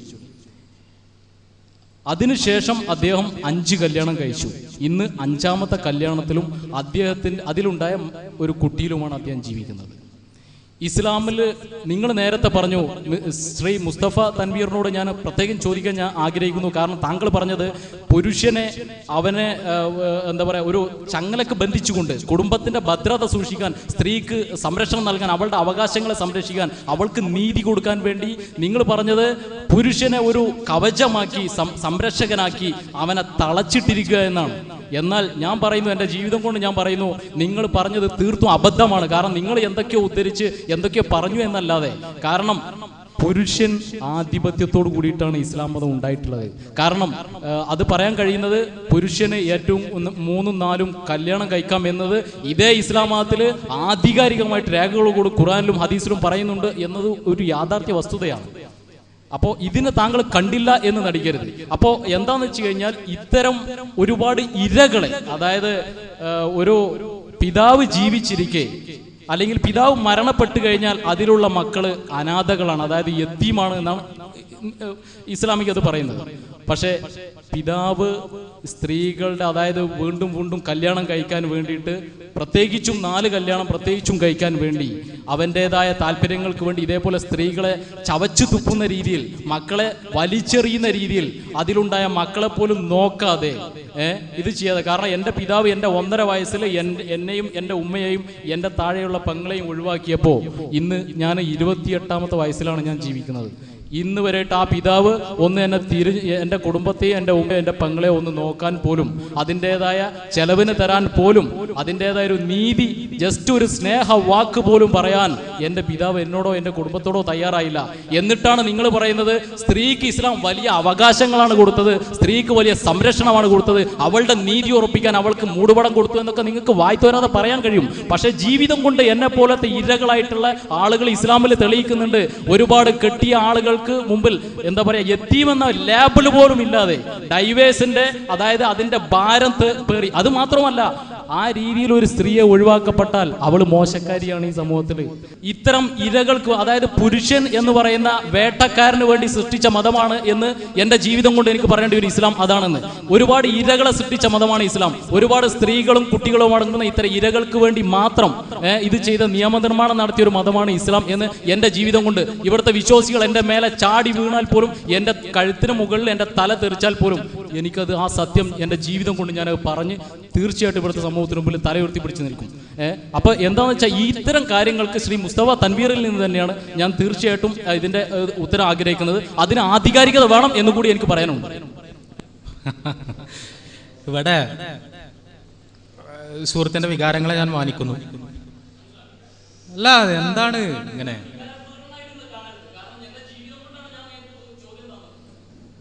ഞാൻ പറഞ്ഞ വികാരം എന്ന് പറഞ്ഞൊരു മോശം കാര്യമൊന്നുമല്ല. മനുഷ്യന്റെ വൈകാരികത എന്ന് പറഞ്ഞാൽ പടച്ചവൻ കൊടുത്തതാണ്. നമ്മൾക്ക് തിക്തമായ ജീവിതാനുഭവങ്ങൾ ഉണ്ടാകുമ്പോൾ നമ്മൾക്ക് വൈകാരികമായി നമ്മൾ പറയും, അത് പ്രശ്നമൊന്നുമില്ല. ഞാൻ പറഞ്ഞ സംസാരം വൈകാരികമാണെന്നല്ല, സുഹൃത്തിന്റെ കൺസേൺസ് ആണ് ഞാൻ ഉദ്ദേശിച്ചത്, അല്ലാതെ സംസാരത്തിന്റെ കാര്യമല്ല. ഇത്രയും തിക്തമായ ജീവിതാനുഭവങ്ങളിൽ നിന്ന് വരുന്ന ഒരാൾ സ്വാഭാവികമായും വൈകാരികമായി സംസാരിക്കും, അതിൽ അത്ഭുതപ്പെടേണ്ട കാര്യമൊന്നുമില്ല. പക്ഷെ എന്താ വെച്ചാൽ സുഹൃത്ത് പറഞ്ഞത്, എൻ്റെ പിതാവ് എന്നെ അത് ചെയ്തു, ഇത് ചെയ്തു, നിങ്ങൾ ഇസ്ലാം അങ്ങനെയാണെന്ന് പറഞ്ഞു, ഇങ്ങനെയാണെന്ന് പറഞ്ഞു, എന്ത് പറഞ്ഞിട്ട് കാര്യമില്ല, ഞാൻ സമ്മതിക്കൂല. കാരണം എൻ്റെ പിതാവ് എന്നോട് അങ്ങനെയൊന്നുമല്ല ചെയ്തത്. ഇവിടെ സുഹൃത്തിന്റെ പിതാവിനെ കുറിച്ചല്ല ഞാൻ സംസാരിച്ചത്, അല്ലെങ്കിൽ വേറെ ഏതെങ്കിലും ആളെ കുറിച്ചല്ല ഞാൻ സംസാരിച്ചത്, ഞാൻ ഇസ്ലാമിനെ കുറിച്ചാണ് സംസാരിച്ചത്. സുഹൃത്തിന്റെ പിതാവാണ് ഇസ്ലാം എന്ന് മനസ്സിലാക്കരുത് ദയവ് ചെയ്ത്, അല്ലെങ്കിൽ വേറെ ആരെങ്കിലും ആണ് ഇസ്ലാം എന്ന് മനസ്സിലാക്കരുത്. ഏതെങ്കിലും വ്യക്തികളുടെ കയ്യിൽ നിന്നുണ്ടായ അനുഭവങ്ങൾ, ആ അനുഭവങ്ങളുടെ അടിസ്ഥാനത്തിൽ ഒരു ആദർശത്തെ വിലയിരുത്താൻ പാടില്ല നമ്മൾ ഒരിക്കലും. അത് വിവേകമല്ല. ഒന്ന്. രണ്ടാമത്തെ കാര്യം, ഇവിടെ എനിക്ക് ഒരു ആമുഖം എന്ന അർത്ഥത്തിൽ സൂചിപ്പിക്കണം എന്ന് തോന്നുന്നത്, പിന്നെ ആദ്യം പറഞ്ഞ കാര്യങ്ങൾ എന്താണെന്ന് വെച്ചാൽ ബുദ്ധമതവും ജൈനമതവുമായി ബന്ധപ്പെട്ട ചില പരാമർശം. എന്ന് വെച്ചാൽ മതം എന്ന് പറഞ്ഞാൽ എന്തിനേയും വിളിക്കാം. മതം എന്നുള്ള മലയാള വാക്കിന് അഭിപ്രായം എന്നാണ് അർത്ഥം, നേർക്കുനേരെ അർത്ഥം.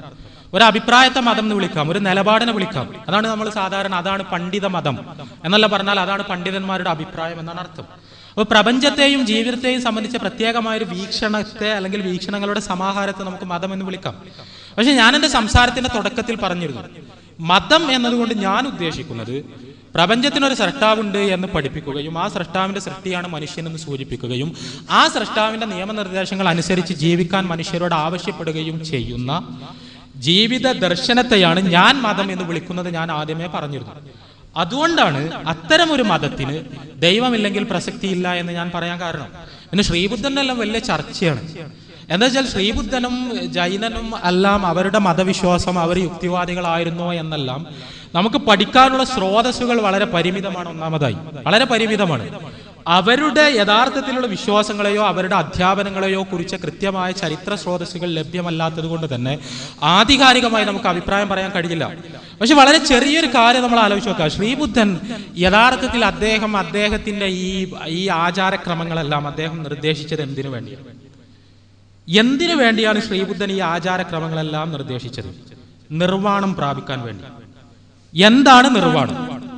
നിർവ്വാണം നമുക്കറിയാം, പുനർജന്മ ചക്രത്തിൽ നിന്നുള്ള മോചനമാണ് നിർവ്വാണം ബുദ്ധന്റെ വീക്ഷണത്തിൽ. എന്താണ് പുനർജന്മ ചക്രം? മരണത്തിന് ശേഷം മനുഷ്യൻ ഒന്നായി ജനിക്കുന്നു, അത് വേറൊരു സൃഷ്ടിയായി ജനിക്കുന്നു, വേറൊരു സൃഷ്ടിയായി ജനിക്കുന്നു, ഇതൊരു ചക്രമായി കറങ്ങിക്കൊണ്ടിരിക്കുന്നു. ഈ ചക്രത്തിൽ നിന്നുള്ള പുറത്ത് കടക്കലാണ് നിർവ്വാണം. ആ നിർവ്വാണം പ്രാപിക്കാനാണ് നമ്മൾ ആചാരങ്ങൾ, ഈ അനുഷ്ഠാനങ്ങൾ പാലിക്കേണ്ടത് എന്നാണ് ബുദ്ധൻ പറഞ്ഞത്. ഇവിടെ യഥാർത്ഥത്തിൽ ഇതൊരു യുക്തിവാദം അല്ല എന്നുള്ള കാര്യം ഉറപ്പാണ്. കാരണം എന്താ വെച്ചാൽ പുനർജന്മം എന്ന ഹൈന്ദവ സങ്കല്പത്തെ ബുദ്ധൻ ഒന്നാമതായി സ്വാംശീകരിക്കുന്നു. ബുദ്ധൻ ശരിക്കും പറഞ്ഞാൽ പുനർജന്മത്തിനും ജാതി വ്യവസ്ഥക്കും എതിരെയാണ് സംസാരിച്ചത്. പക്ഷെ നിർവ്വാണത്തെ ഒരു ലക്ഷ്യമായി നിശ്ചയിക്കുന്നതോടുകൂടി അദ്ദേഹം ഈ പുനർജന്മ ചക്രത്തെയും ആ പുനർജന്മ ചക്രം നിയന്ത്രിക്കുന്ന ഒരു ദൈവത്തെയും അംഗീകരിക്കുന്നു എന്ന് മനസ്സിലാക്കാനാണ് നമുക്ക് കഴിയുന്നത്. ഇവിടെ അതിന്റെ സദാചാരത്തെ കുറിച്ച് പറഞ്ഞു, തീർച്ചയായും പഠിക്കപ്പെടേണ്ട വിഷയമാണ്. പക്ഷെ അതിലുള്ള ഒരു പ്രശ്നം ഞാൻ മനസ്സിലാക്കുന്നിടത്തോളം, സന്യാസം എന്ന് പറയുന്നത് ഒരിക്കലും ദൈവം പഠിപ്പിച്ചൊരു ഏർപ്പാടല്ല.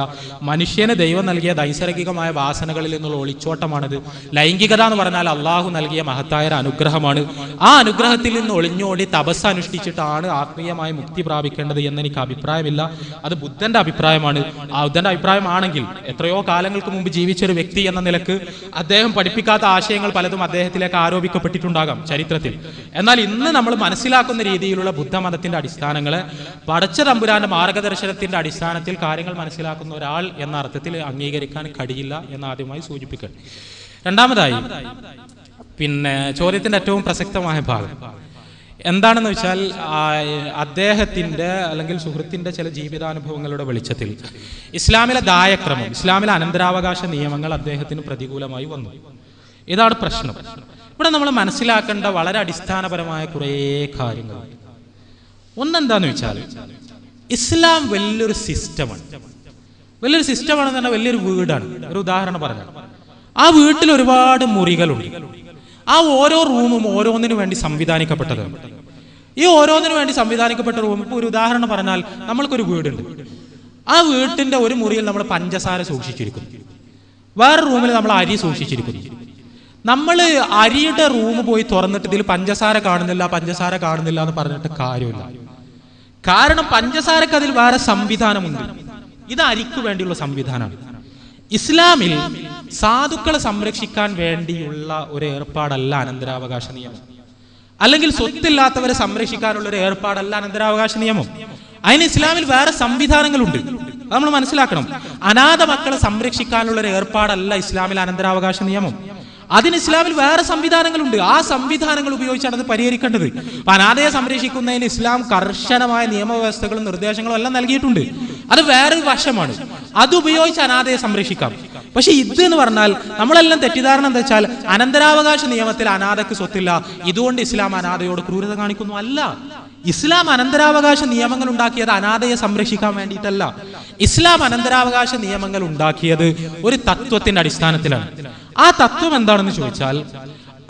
എന്താണെന്ന് ചോദിച്ചാൽ ഒരാൾ മരിക്കുമ്പോൾ അയാളുടെ സ്വത്ത് സ്വാഭാവികമായും വേറൊരാൾക്ക് കിട്ടണം. അത് ആരാകണം? അതാണ് ഇസ്ലാമിന്റെ വിഷയം. ആർക്കാണ് അയാളുടെ സ്വത്ത് ലഭിക്കേണ്ടത്? അത് ആരാകണം എന്നുള്ള ചോദ്യത്തിന് ഇസ്ലാമിന്റെ ഉത്തരം അയാളുമായി ഏറ്റവും അടുത്ത രക്തബന്ധമുള്ളവർക്ക് കിട്ടണം എന്നതാണ്. ഏറ്റവും തൊട്ടടുത്ത രക്തബന്ധമുള്ള ആളുകൾ ജീവിച്ചിരിക്കാത്ത സമയത്ത് മാത്രമേ അതിനടുത്തുള്ള രക്തബന്ധത്തിലേക്ക് അത് പോകൂ. ഇത് ഇസ്ലാമിന്റെ കുടുംബ സങ്കല്പവുമായി ബന്ധപ്പെട്ടൊരു വിഷയമാണ്. ഞാൻ ആവർത്തിക്കുന്നു, അനാഥകളെ സംരക്ഷിക്കാനുള്ള ഒരു നിയമമല്ല ഇസ്ലാമിലെ അനന്തരാവകാശ നിയമം. ഇസ്ലാമിലെ അനന്തരാവകാശ നിയമം കുടുംബ സംവിധാനത്തിൽ സ്വത്ത് എങ്ങനെ മരണത്തിന് ശേഷം കൈമാറണമെന്ന് പഠിപ്പിക്കാനുള്ളതാണ്. അതിനുവേണ്ടി ഇസ്ലാം ആവിഷ്കരിച്ച രീതി, ഒരാൾ മരിച്ചാൽ അയാളുടെ തൊട്ട രക്തബന്ധത്തിലുള്ള ബന്ധുക്കൾക്കാണ് അയാളുടെ സ്വത്ത് ലഭിക്കേണ്ടത്. രക്തബന്ധമാവാം, രണ്ട് രീതിയിലുള്ള ബന്ധങ്ങളുണ്ട്. ഇപ്പൊ ഭർത്താവ് മരിച്ചാൽ ഭാര്യയ്ക്ക് സ്വത്തുണ്ടാവും, അത് വേറെ. ഈ രണ്ട് രീതിയിലുള്ള ബന്ധം, വിവാഹ ബന്ധവും രക്തബന്ധവും, ഈ രണ്ട് രീതിയിലും ഉണ്ടായ ബന്ധങ്ങളിൽ ഇയാളോട് ഏറ്റവും തൊട്ടടുത്ത് നിൽക്കുന്ന ആൾക്ക് സ്വത്ത് കിട്ടണം എന്നതാണ് ഇസ്ലാമിന്റെ നിയമം. അങ്ങനെ വരുമ്പോൾ ഈ ഒരു നിയമത്തിന്റെ അടിസ്ഥാനത്തിൽ അതിന്റെ വിശദാംശങ്ങൾ നിർമ്മിക്കുമ്പോൾ ഇവിടെ പറയപ്പെട്ടതുപോലെ ഒരു വല്യുപ്പ ജീവിച്ചിരിക്കുന്നു, അയാളുടെ മകൻ മരിക്കുന്നു, പേരമകൻ ജീവിച്ചിരിക്കുന്നു.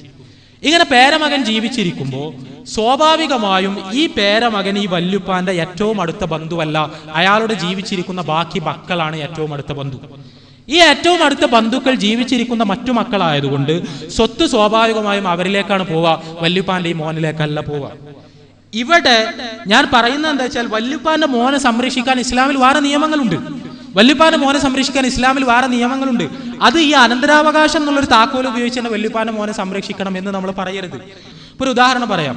ഇപ്പൊ ഇത് പറഞ്ഞാൽ, ഇപ്പൊ താഴേക്ക് പിന്നെ മകൻ മരിച്ച് പേരമകൻ ഉണ്ടായാൽ ആ പേരമകന് സ്വത്ത് കൊടുക്കണം എന്ന് പറഞ്ഞാൽ പല ഡയറക്ഷനിക്കും ഇത് വരക്കാൻ കഴിയും. ഒരു ബോർഡ് മേൽ വരച്ചാൽ ഈ സ്വത്തിന്റെ ഉടമസ്ഥനെ നടുവിൽ വരച്ചിട്ട് അയാളെ കുടുംബക്കാരെ 4 ഭാഗത്തേക്കും നമ്മൾ അടയാളപ്പെടുത്തിയാൽ, മുകളിലേക്കും താഴേക്കും വശങ്ങളിലേക്കും ഒക്കെ അടയാളപ്പെടുത്തിയാൽ, അവിടെ എല്ലാം ഒരു കണ്ണി പോയി അടുത്ത കണ്ണി ഉണ്ടെങ്കിൽ അവർക്കെല്ലാം സ്വത്ത് കൊടുക്കേണ്ടി വരും നിയമമാവുമ്പോൾ. കാരണം അനന്തരാവകാശ നിയമത്തിന്റെ അടിസ്ഥാനം ഈ ഒരു തത്വമാണ്. സ്വത്ത് പോകേണ്ടത് കുടുംബത്തിലെ ഏറ്റവും അടുത്ത ആൾക്കാണെന്നുള്ള തത്വമാണ്. ആ തത്വം എല്ലായിടത്തും പാലിക്കേണ്ടി വരും. എല്ലായിടത്തും പാലിക്കുമ്പോൾ സ്വാഭാവികമായും എല്ലാ വശങ്ങളിലേക്കും ഇങ്ങനെ സ്വത്ത് കൊടുക്കാൻ വകുപ്പുണ്ടാക്കേണ്ടി വരും. അങ്ങനെ സ്വത്ത് കൊടുക്കാൻ വകുപ്പുണ്ടാക്കുമ്പോൾ ആർക്കും സ്വത്ത് എത്തൂല, ആർക്കും ഈ കാര്യങ്ങൾ കിട്ടാത്ത അവസ്ഥ വരും. അതുകൊണ്ട് ഇസ്ലാം ചെയ്തത് ഒരു നിയമം എന്ന നിലക്ക് അത് അങ്ങനെ വെച്ചു. എന്നാൽ ഒരു വല്യുപ്പാക്ക് അയാളുടെ മകൻ മരിച്ചു, പേരമകൻ ഉണ്ടെന്ന് വിചാരിക്കുക. ഈ പേരമകനെ സംരക്ഷിക്കേണ്ടത് തീർച്ചയായും വല്യുപ്പാന്റെ ഉത്തരവാദിത്തമാണ്. വല്യുപ്പാന്റെ ഉത്തരവാദിത്തമാണ്. ആ വല്യുപ്പാക്ക് തോന്നുകയാണ് എനിക്കു ശേഷം ഈ വല്യുപ്പ മരിച്ചാൽ അവരെ സംരക്ഷിക്കേണ്ടത് ഇവരെ പിന്നെ പിതൃവ്യന്മാരുടെ ഉത്തരവാദിത്തമാണ്. ഇസ്ലാമിൽ ഒരു സന്ദർഭത്തിൽ പോലും ഒരു കുട്ടിക്ക് സംരക്ഷണം നഷ്ടപ്പെടുന്നില്ല. അത് നമ്മൾ മനസ്സിലാക്കുക. ഒരു കുട്ടിക്ക് ഒരിക്കലും സംരക്ഷണം നഷ്ടപ്പെടുന്നില്ല ഇസ്ലാമികമായ ഒരു സമൂഹത്തിൽ. പിതാവ് മരിച്ചാൽ പിതാമകൻ ജീവിച്ചിരിപ്പുണ്ടെങ്കിൽ പിതാമകൻ നോക്കും, പിതാമകൻ ഇല്ലാന്നുണ്ടെങ്കിൽ പിതൃവ്യൻ നോക്കും. ഈ രീതിയിൽ അതിങ്ങനെ ചങ്ങല കൈമാറി പോവാണ്. ഏതുവരെ ആരൊക്കെ ഇല്ലെങ്കിലും കുഞ്ഞിനെ ആരാണ് സംരക്ഷിക്കേണ്ടതെന്ന് വളരെ കൃത്യമായി ഇസ്ലാം പഠിപ്പിച്ചിട്ടുണ്ട്. ഇവിടെ എന്താന്ന് വെച്ചാൽ വല്യുപ്പാക്ക് തോന്നുകയാണ് എനിക്കു ശേഷം എന്റെ മക്കൾ, ആ മക്കൾ അവരുടെ അനന്തരാവകാശ സ്വത്ത് ഉപയോഗിച്ച് ഇവനെ നോക്കൂല എന്ന് വല്യുപ്പാക്ക് തോന്നിയാൽ വല്യുപ്പ ചെയ്യേണ്ടത് ഈ പേരമകന് വസീയത്ത് ചെയ്യണം. അവന് സ്വത്ത് കിട്ടാൻ വേണ്ടി വസീയത്ത് ചെയ്യണം. അവന് അല്ലെങ്കിൽ അവൾക്ക് എന്റെ സ്വത്തിൽ നിന്ന് ഇത്ര ഓഹരി, റസൂലുള്ളാഹി സ്വല്ലല്ലാഹു അലൈഹി വസല്ലം പറഞ്ഞ സ്വത്തിന്റെ 1/3 വരെ വസീയത്ത് ചെയ്യാം എന്നാണ്. 1/3 വരെ ഇയാൾക്ക് എഴുതി വെക്കാം. ഇവിടെ എന്താ വെച്ചാൽ ഉള്ളൊരു നിയമത്തിന്റെ പരിധിയിൽ വരുന്ന ഒരാളല്ല ഇയാൾ. ഈ നിയമം ഉണ്ടാക്കിയത് ഇത്തരക്കാരെ സംരക്ഷിക്കാനല്ല, വേറെ ലക്ഷ്യങ്ങൾക്ക് വേണ്ടിയാണ്. ഇത്തരക്കാരെ സംരക്ഷിക്കാൻ വേറെ വകുപ്പുകളുണ്ട്. ആ വകുപ്പുകളിൽ മറ്റൊരു വകുപ്പാണ് വസീയത്ത്. അപ്പൊ വല്യുപ്പ എന്ത് ചെയ്യണം? ഇവർക്ക് വേണ്ടി വസീയത്ത് എഴുതി വെക്കണം. ആ വസീയത്ത് എന്റെ സ്വത്തിന്റെ ഇത്ര ഭാഗം എന്റെ പേരമകനുള്ളതാണ്, അവനെ നോക്കാൻ ചെലവഴിക്കണം. നമ്മൾ ഇസ്ലാമിന്റെ ഒരു ആ വിഷയത്തിലുള്ള ഒരു ശ്രദ്ധ നമ്മൾ മനസ്സിലാക്കണം. പരിശുദ്ധ ഖുർആനിലെ ആയത്തുകളിൽ എത്രയോ ആയത്തുകൾ ചെലവഴിക്കപ്പെട്ടിരിക്കുന്നത് അനാഥ കുട്ടിയുടെ സ്വത്ത് എങ്ങനെ പരിരക്ഷിക്കണം എന്നതിനെ കുറിച്ചാണ്. അതൊരു അനാഥ, അവന് സ്വത്ത് കിട്ടി, വസീയത്തിലൂടെ സ്വത്ത് കിട്ടി എന്ന് വിചാരിച്ചോ, ആ സ്വത്ത് കൈകാര്യം ചെയ്യുന്ന മുതിർന്ന ആളുകളായിരിക്കും. ഇവൻ ഒരു ചെറിയ കുട്ടി ആയതുകൊണ്ട്, മൈനർ ആയതുകൊണ്ട് പലപ്പോഴും നേരിട്ട് ഈ കാര്യങ്ങൾ ഹാൻഡിൽ ചെയ്യാനൊന്നും പറ്റൂല. പടച്ചോൻ വളരെ കൃത്യമായി പറഞ്ഞു, അവരുടെ സ്വത്ത് കൈകാര്യം ചെയ്യുമ്പോൾ നിങ്ങൾ സൂക്ഷിക്കണം. നിങ്ങൾ അതിൽ നിന്നെടുത്ത് അന്യായമായി തിന്നരുത്. അങ്ങനെ തിന്നുമ്പോൾ നിങ്ങൾ നിങ്ങളുടെ വയറ്റിൽ തീയാണ് നിറക്കുന്നത്. പരിശുദ്ധ ഖുർആന്റെ ഭാഷയാണ്. നിങ്ങൾ അനാഥകളുടെ സ്വത്ത് സംരക്ഷിക്കുമ്പോൾ വളരെ കൃത്യമായി സൂക്ഷിക്കണം. അതിൽ നിന്നെടുത്ത് അന്യായമായി തിന്നരുത്. നിങ്ങൾ തിന്നുമ്പോൾ നിങ്ങളുടെ വയറ്റിൽ നിങ്ങൾ തീയാണ് നിറക്കുന്നത്. ഇവിടെ എത്ര കൃത്യമാണ് നോക്ക്. ഇസ്ലാം ഒരു വലിയ മരമാണ്, അതിനൊരുപാട് ചില്ലകളുണ്ട്, അതിൽ ഓരോരുത്തർക്കും തണലുണ്ട്. ഇതിൽ ഈ അനന്തരാവകാശ സ്വത്ത് നേർക്കുനേരെ ഈ ആളുകൾക്ക് തണലാകുന്നു. അനാഥ കുട്ടിയെ സംബന്ധിച്ചിടത്തോളം വസീയത്തിന്റെ ചില്ല തണലാകുന്നു. ആ ചില്ലയിൽ തന്നെ ആ തണൽ കൂടുതൽ സുരക്ഷിതമാകാൻ വേണ്ടി മറ്റുള്ളവർ എങ്ങനെ ആ വിഷയത്തിൽ ഇടപെടണം എന്നതിന് കൃത്യമായി ഇസ്ലാം നിയമങ്ങൾ ആവിഷ്കരിക്കുന്നു. അതാണ് ഇസ്ലാമിന്റെ ആ രീതി. അത് സുഹൃത്തിന്റെ കാര്യത്തിൽ ആ രീതിയിൽ തന്നെ അനുവർത്തിക്കപ്പെട്ടിട്ടുണ്ടോ എന്ന് എനിക്ക് അറിഞ്ഞുകൂടാ. അനുവർത്തിക്കപ്പെട്ടിട്ടില്ലെങ്കിൽ അത് ഇസ്ലാമിന്റെ കുഴപ്പമല്ല എന്നാണ് എനിക്ക് സൂചിപ്പിക്കാനുള്ളത്. ഇസ്ലാമിന്റെ കുഴപ്പമില്ല എന്ന് പറഞ്ഞാൽ വസീയത്ത് ഇതെല്ലാം എന്ന് പറഞ്ഞാൽ, ഇപ്പോ ഒരാൾ വസീയത്ത് ചെയ്യാൻ ഒരുങ്ങുന്നു, അപ്പൊ അയാൾക്ക് മനസ്സിലാകുന്നു ഇവന് വേറെ രീതിയിൽ സ്വത്തുണ്ട്, വേറെ വഴിയിൽ സ്വത്ത് വരാൻ സാധ്യതയുണ്ട്, അല്ലെങ്കിൽ വേറെ വഴിയിൽ ഇവന് സ്വത്ത് കിട്ടും, ഇവൻ സംരക്ഷിക്കപ്പെടും എന്ന് ഉറപ്പുള്ള ഒരാളെ സംബന്ധിച്ചിടത്തോളം വസീയത്ത് ചെയ്യണമെന്നില്ല. ഇത് സാഹചര്യങ്ങൾക്ക് അനുസരിച്ചായിരിക്കും. അതൊരു നിയമം എന്നുള്ള അർത്ഥത്തിൽ എല്ലാവർക്കും പൊതുവായി എല്ലാ സാഹചര്യങ്ങൾക്കും ഒരുപോലെ ബാധകമാക്കാൻ കഴിയുന്ന ഒരു കാര്യമേ അല്ല ഏതു സാഹചര്യത്തിലും. അതുകൊണ്ട് ഇസ്ലാം ഇങ്ങനത്തെ സ്പെഷ്യൽ ഈ രീതിയിലുള്ള കേസുകൾ ഉണ്ടാവുമ്പോൾ അവരുടെ സംരക്ഷണത്തിന് വേണ്ടി നിയമങ്ങൾ ആവിഷ്കരിച്ചിട്ടുണ്ട്. അനന്തരാവകാശ സ്വത്ത് കൊണ്ട് അവൻ സംരക്ഷിക്കപ്പെടില്ലെങ്കിൽ, അവൾ സംരക്ഷിക്കപ്പെടില്ലെങ്കിൽ പിതാമഹന് വസീയത്ത് ചെയ്യാം. അത്തരക്കാർക്ക് ചെയ്യാൻ വേണ്ടിയിട്ടാണ് ഇസ്ലാം വസീയത്ത് എന്ന ഓപ്ഷൻ ഉണ്ടാക്കിയത്. ഇനി വസീയത്ത് ചെയ്തിട്ട് മക്കൾ കൊടുക്കൂല എന്ന് വിചാരിക്കാം. മക്കൾ കൃത്രിമം കാണിക്കുകയാണെങ്കിൽ ഇഷ്ടദാനം നടത്താം. ഇഷ്ടദാനം നടത്തിയിട്ട് പോലും പേരമകനെ സംരക്ഷിക്കാം.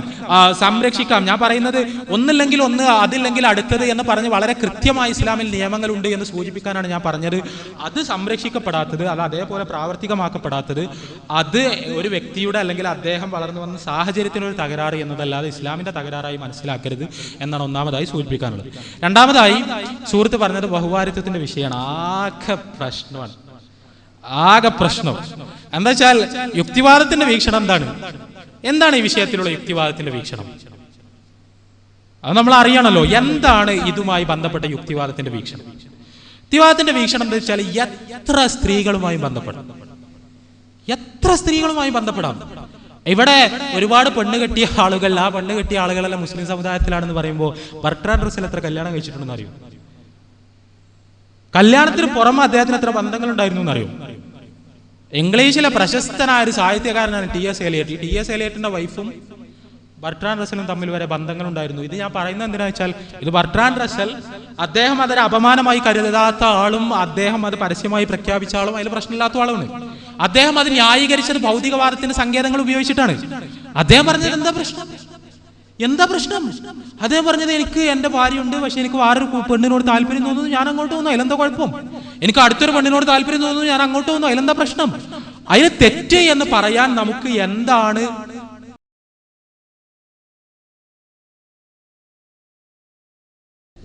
ബഹുഭാര്യത്വവുമായി ബന്ധപ്പെട്ട ഇസ്ലാമിന്റെ നിലപാട് ചർച്ച ചെയ്യുമ്പോൾ ഒന്നിലധികം സ്ത്രീകളുമായി ബന്ധപ്പെടുന്ന രംഗത്ത് ഭൗതികവാദത്തിന്റെ വീക്ഷണം എന്താണ്? അതാണ് ഞാൻ പറഞ്ഞത്. ലോകത്തിലെ ഏറ്റവും പ്രഗത്ഭനായ ഭൗതികവാദ ആചാര്യൻ പോലും, ബർട്രാൻഡ് റസൽ പോലും പ്രായോഗികമായി തന്നെ ഇത് സ്വന്തം ജീവിതത്തിലേക്ക് കൊണ്ടുവന്ന ആളായിരുന്നു. കാൾ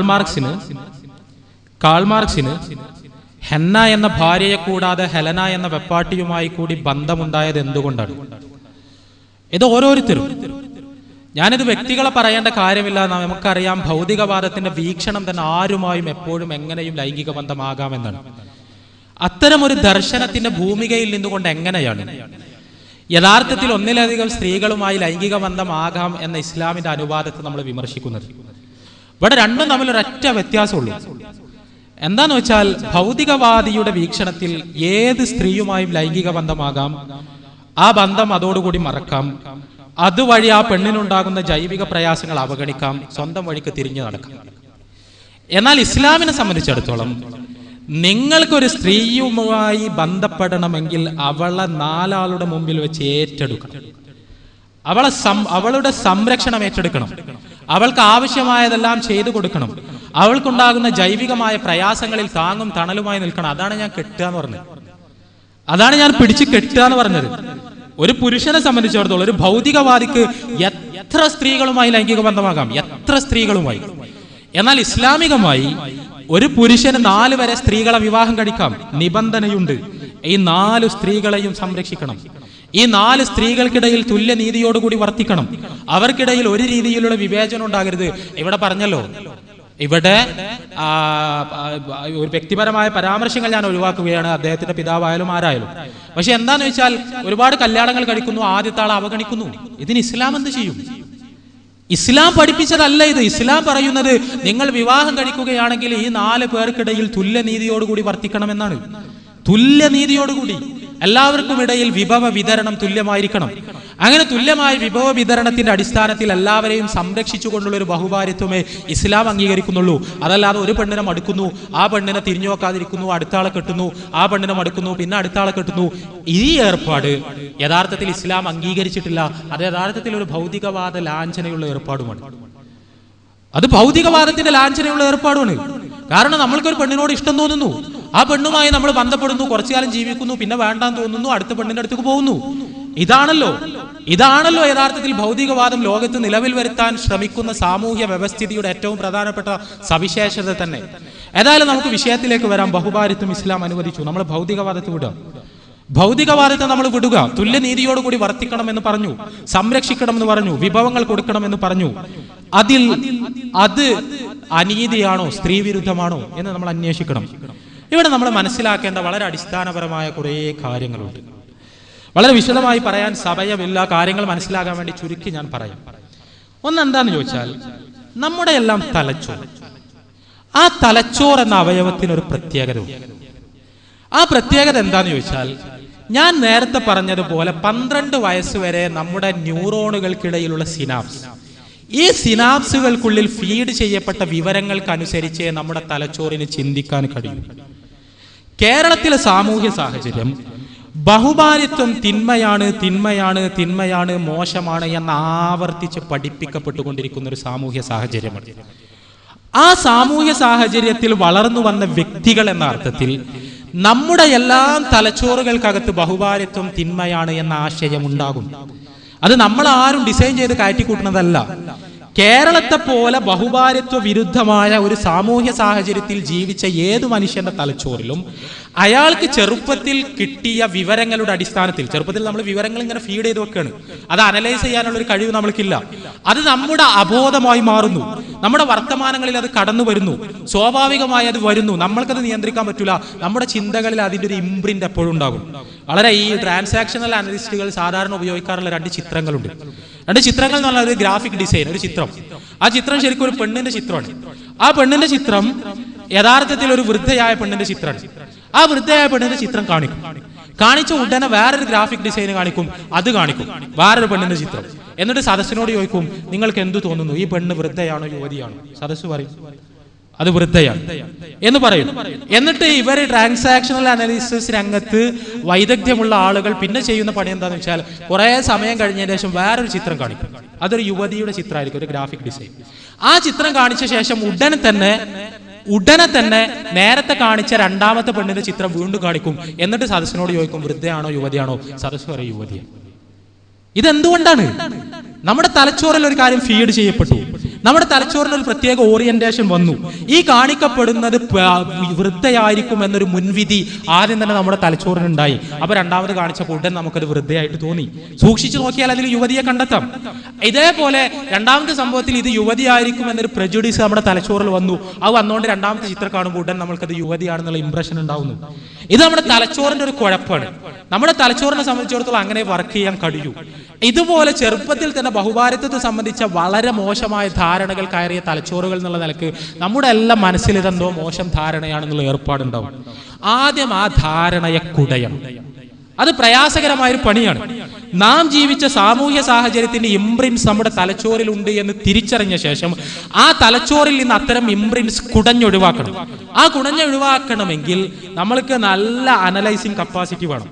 നമ്മൾ മുമ്പ് കേട്ട് പഠിച്ചത് തെറ്റോ ശരിയോ എന്ന് തിരിച്ചറിയാനുള്ള സൂക്ഷ്മമായ ഇതുമാണ്. ഇവിടെ ഈ സെമിനാർ സംഘടിപ്പിച്ച ആളുകൾ നിരന്തരമായി പറഞ്ഞുകൊണ്ടിരുന്ന സംഭവം, നമ്മൾ പണ്ട് മുതലേ കേട്ട് വന്ന പരമ്പരാഗതമായ ധാരണകൾ അതുപോലെ സ്വാംശീകരിക്കുന്നതിന് പകരം അതിനെ പ്രശ്നവൽക്കരിച്ച് നമ്മുടെ യുക്തിയുടെ മൂശയിലിട്ട് അതിനെ അപഗ്രഥിച്ച് അതിലെ തെറ്റും ശരിയും വേർതിരിക്കണം. ഞാൻ പറയുന്നത് ആദ്യം തന്നെ നമ്മൾ മനസ്സിലാക്കണം, ബഹുഭാര്യത്വം മോശമാണ് എന്നൊരു ധാരണ നമ്മുടെ തലച്ചോറിലുണ്ട്, ഒരു മുൻധാരണ. ആ മുൻധാരണ കുടയാതെ, ആ മുൻ ശരിയാണോ തെറ്റാണോ എന്ന് അപഗ്രഥിക്കാതെ ഈ ചർച്ചയിലേക്ക് നമുക്ക് പ്രവേശിക്കാൻ കഴിയില്ല. അങ്ങനെ നമ്മൾ ആ മുൻധാരണ കുടയുന്നു, നമ്മൾ നിഷ്പക്ഷമായി വിലയിരുത്തുന്നു, അതിലെന്തെങ്കിലും തകരാറുണ്ട്. അങ്ങനെ വിലയിരുത്തുമ്പോൾ നമ്മൾ ആദ്യം മനസ്സിലാക്കേണ്ട, നമ്മൾ അന്വേഷിക്കേണ്ട കാര്യം, എന്തുകൊണ്ട് നമുക്ക് ഇത്തരം ഒരു മുൻധാരണയുണ്ടായി? എന്തുകൊണ്ട് ബഹുഭാര്യത്വം തിന്മയാണ് എന്ന മുൻധാരണ നമുക്കുണ്ടായി? അപ്പോൾ നമ്മൾ ആലോചിച്ച് അപഗ്രഥിച്ച് പോയാൽ നമ്മൾക്ക് എത്താൻ പറ്റുന്ന കൺക്ലൂഷൻ, നമ്മൾക്കൊരു ധാരണയുണ്ട്, ലൈംഗികത ഒരു മോശം ഏർപ്പാടാണ്. ലൈംഗികത ഒരു വളരെ മോശം ഏർപ്പാടാണ് എന്നൊരു ധാരണ നമ്മുടെ തലച്ചോറിലുണ്ട്. അതിന് കാരണങ്ങളുണ്ട്. ഞാൻ പറഞ്ഞു, ഞാൻ മതം എന്നതുകൊണ്ട് ഉദ്ദേശിച്ചത് പുരോഹിത മതങ്ങളെയല്ല, ഇസ്ലാമിനെ മാത്രമാണെന്ന് ഞാൻ പറഞ്ഞു. ഇസ്ലാമികമായ വീക്ഷണത്തിൽ പടച്ചോന്റെ അടുത്തുനിന്ന് പ്രതിഫലം കിട്ടുന്ന ഒരു പുണ്യകർമ്മമാണ് ലൈംഗികത. അതെ, ഇണയുമായുള്ള ലൈംഗിക ബന്ധം പടച്ച തമ്പുരാന്റെ അടുക്കൽ നാളെ പ്രതിഫലം ലഭിക്കുന്ന പുണ്യകർമ്മമാണ് എന്ന് പഠിപ്പിച്ച മതമാണ് ഇസ്ലാം. അതിൽ അധാർമികമായി യാതൊന്നുമില്ല എന്ന് പഠിപ്പിച്ച മതം, വിവാഹത്തെ പ്രോത്സാഹിപ്പിച്ച മതം. പക്ഷെ നമ്മുടെ നാട്ടിൽ നിലനിൽക്കുന്ന പുരോഹിത മതങ്ങൾ, ക്രിസ്തു മതത്തിന്റെയും ഹിന്ദു മതത്തിന്റെയും എല്ലാം ആശയങ്ങൾ ലൈംഗികത തെറ്റാണ് എന്ന ധാരണ ജനിപ്പിക്കുന്നതാണ്. അതുകൊണ്ടാണ് സന്യാസം ഉണ്ടാകുന്നത്. ലൈംഗികത പടച്ചോനിഷ്ടമില്ലാത്ത എന്തോ ഒരു കാര്യമാണ്, നമ്മൾക്ക് നിർവാഹമില്ലാത്തത് കൊണ്ട് ചെയ്തു പോവുകയാണ് എന്ന ധാരണയിൽ നിന്നാണ് വിശുദ്ധരാകാൻ വേണ്ടി ലൈംഗിക വർത്തനങ്ങൾ ഉപേക്ഷിക്കാനുള്ള പ്രവണതയുണ്ടാകുന്നത്. ഇസ്ലാം ഈ ധാരണയെ അംഗീകരിക്കുന്നേയില്ല. ഇസ്ലാം പഠിപ്പിക്കുന്നത് പടച്ചോൻ മനുഷ്യന് കൊടുത്ത നൈസർഗികമായ അവന്റെ കഴിവുകളിൽ ഏറ്റവും സൃഷ്ടിപരമായ ഏറ്റവും ഉന്നതമായ ഒരു ഗുണമാണ് അവന്റെ ലൈംഗിക വികാരം. ആ ലൈംഗിക വികാരത്തിനനുസരിച്ച് പ്രവർത്തിക്കാനുള്ള അവന്റെ കഴിവ് പടച്ചോൻ അവന് കൊടുത്ത ഏറ്റവും വലിയ കഴിവ്. ഇവിടെ വെച്ച് ലൈംഗികത ഒരു തിന്മയാണ് എന്ന ധാരണ നമ്മുടെ തലച്ചോറിൽ നമ്മൾ ഒഴിവാക്കണം. അതൊരു നന്മയാണ്. ഒന്ന്, ലൈംഗികത നന്മയാണെങ്കിൽ നമ്മൾ പരിശോധിക്കേണ്ടത് ആണിന്റെയും പെണ്ണിന്റെയും ലൈംഗിക പ്രകൃതങ്ങൾ ഒരുപോലെയാണോ എന്നാണ്. അത് നമ്മൾ പരിശോധിക്കാം. ആണിന്റെയും പെണ്ണിന്റെയും ലൈംഗിക പ്രകൃതങ്ങൾ തമ്മിൽ എന്തെങ്കിലും വ്യത്യാസങ്ങളുണ്ടോ? എത്ര ഹാർഡ് കോർ ഫെമിനിസ്റ്റ് ആയാലും ആ ഫെമിനിസ്റ്റിനോട് അരമണിക്കൂർ സംസാരിച്ചാൽ നിങ്ങൾക്ക് മനസ്സിലാക്കാൻ പറ്റും, അവർക്ക് പോലും അംഗീകരിക്കാതിരിക്കാൻ നിർവാഹമില്ലാത്ത വിധം വളരെ പ്രകടമാണ് ആണിന്റെയും പെണ്ണിന്റെയും ലൈംഗിക പ്രകൃതങ്ങൾ തമ്മിലുള്ള വ്യത്യാസങ്ങൾ. ആ വ്യത്യാസങ്ങളിൽ ഒരു വ്യത്യാസം, അത് ശരീരശാസ്ത്രപരമായ വ്യത്യാസമുണ്ട്, മനഃശാസ്ത്രപരമായ വ്യത്യാസമുണ്ട്, എല്ലാം ഉണ്ട്. ഈ വ്യത്യാസങ്ങളിൽ ഏറ്റവും പ്രധാനപ്പെട്ട വ്യത്യാസം, ഒരു പെണ്ണിനെ സംബന്ധിച്ചിടത്തോളം ഇണയായി ഒരു സമയം ഒരാളെ മാത്രമേ അവൾക്ക് ശാരീരികമായും മാനസികമായും ഉൾക്കൊള്ളാൻ കഴിയൂ. ഞാൻ പറഞ്ഞത് പ്രത്യേകം ശ്രദ്ധിക്കുക.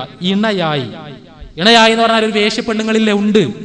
ഈ വേശ്യപ്പെണ്ണുങ്ങൾ ആണുങ്ങളെ സ്വീകരിക്കുന്നില്ല ഉണ്ട്, പക്ഷെ അത് ഇണയല്ല, അതൊരു ഇൻസ്റ്റന്റ് ബന്ധമാണ്. ഒരു ആണ് വന്ന് കാശിന് വേണ്ടി ആണിന് മുന്നിൽ ശരീരം തുറന്നു വെക്കുന്നു, അതിനപ്പുറത്തൊരു അനുഭവം അതിലില്ല. നേരെ മറിച്ച് ഇഷ്ടപ്പെട്ടൊരു പുരുഷൻ, ആ പുരുഷന്റെ സംരക്ഷണം, ആ പുരുഷന്റെ പരിലാളനകൾ, ആ പുരുഷന്റെ സ്നേഹം, ആ പുരുഷനുമായുള്ള ലൈംഗിക ബന്ധം, അത്തരത്തിലുള്ള ഒരു ഇണയെ മാത്രമേ സ്ത്രീക്ക് ശാരീരികമായും ഉൾക്കൊള്ളാൻ കഴിയൂ, മാനസികമായും ഉൾക്കൊള്ളാൻ കഴിയൂ. അത് ഏത് പെണ്ണിനോടും ആത്മാർത്ഥമായി സംസാരിച്ചാൽ നിങ്ങൾക്ക് മനസ്സിലാക്കാൻ പറ്റും. ഇപ്പോ നിങ്ങൾക്ക് തിരിച്ചു ചോദിക്കാം, ഭർത്താവ് ഉണ്ടായിരിക്കെ പുറത്ത് ജാരന്മാരുമായി ബന്ധപ്പെടുന്ന സ്ത്രീകളില്ലേ? ഭർത്താവ് ഉണ്ടായിരിക്കെ പുറത്ത് ബന്ധങ്ങളുള്ള സ്ത്രീകളില്ലേ? ഉണ്ട്. എന്തുകൊണ്ടെന്ന് ചോദിച്ചാൽ ഈ ഭർത്താവ് എന്നോ അവരുടെ മനസ്സിൽ നിന്ന് ഇറങ്ങിപ്പോയിട്ടുണ്ട്. കുടുംബം തകരാതിരിക്കാൻ വേണ്ടി അവർ അഭിനയിക്കുന്നു എന്ന് മാത്രമേ ഉള്ളൂ. കുടുംബം തകരാതിരിക്കാൻ വേണ്ടി അവർ അഭിനയിക്കുന്നു എന്ന് മാത്രമേ ഉള്ളൂ. ആദ്യത്തെ ഭർത്താവ് അവിടുന്ന് ഇറങ്ങിപ്പോയി വേറെ ആൾ വന്നിട്ടുണ്ട്. അവയാളുമായിട്ടാണ് അവരുടെ മാനസികമായ ഐക്യം. മറ്റേ ഭർത്താവിനെ നാമമാത്രമായി അവൾ നിലനിർത്തുന്നു. കുടുംബം തകരുത്, കുട്ടികൾ പട്ടിണിയാവരുതെന്നുള്ളതുകൊണ്ട് അത് നിർബന്ധിതമായ ഒരു സാഹചര്യത്തിൽ ചെയ്തു പോകുന്നതാണ്. പക്ഷേ പ്രകൃതിപരമായി ഒരു പെണ്ണിന് ഇണയായി ഒരാളെ മാത്രമേ ഒരു സമയത്ത് ഉൾക്കൊള്ളാൻ കഴിയൂ. എന്നാൽ പുരുഷനെ സംബന്ധിച്ചിടത്തോളം പെണ്ണ് പ്രകൃതിപരമായി മോണോഗമസ് ആണെങ്കിൽ പുരുഷൻ പ്രകൃതിപരമായി തന്നെ പോളിഗമസ് ആണ്. ഒരു പുരുഷനെ സംബന്ധിച്ചിടത്തോളം ഒന്നിലധികം ഇണകളെ സ്വീകരിക്കാൻ കഴിയും. ശാരീരികമായി അവരെ തൃപ്തിപ്പെടുത്താൻ കഴിയും. ശാരീരികമായി തൃപ്തിപ്പെടുത്താൻ കഴിയുക എന്ന് പറഞ്ഞാൽ ഇതെല്ലാം നമ്മൾ കൃത്യമായി മനസ്സിലാക്കേണ്ട വിഷയങ്ങളാണ്. അതിന്റെ അനുപാതത്തിൽ വ്യത്യാസം ഉണ്ടാകാം, അതിന്റെ അളവുകളിൽ വ്യത്യാസം ഉണ്ടാകാം, എല്ലാവർക്കും ഒരുപോലെ കഴിഞ്ഞുകൊള്ളണമെന്നില്ല, എല്ലാം ശരിയാണ്. പക്ഷെ പുരുഷന്മാർക്ക് പൊതുവിൽ ഒന്നിലധികം ഇണകളെ മാനസികമായും ഉൾക്കൊള്ളാൻ കഴിയും, ശാരീരികമായും ഉൾക്കൊള്ളാൻ കഴിയും.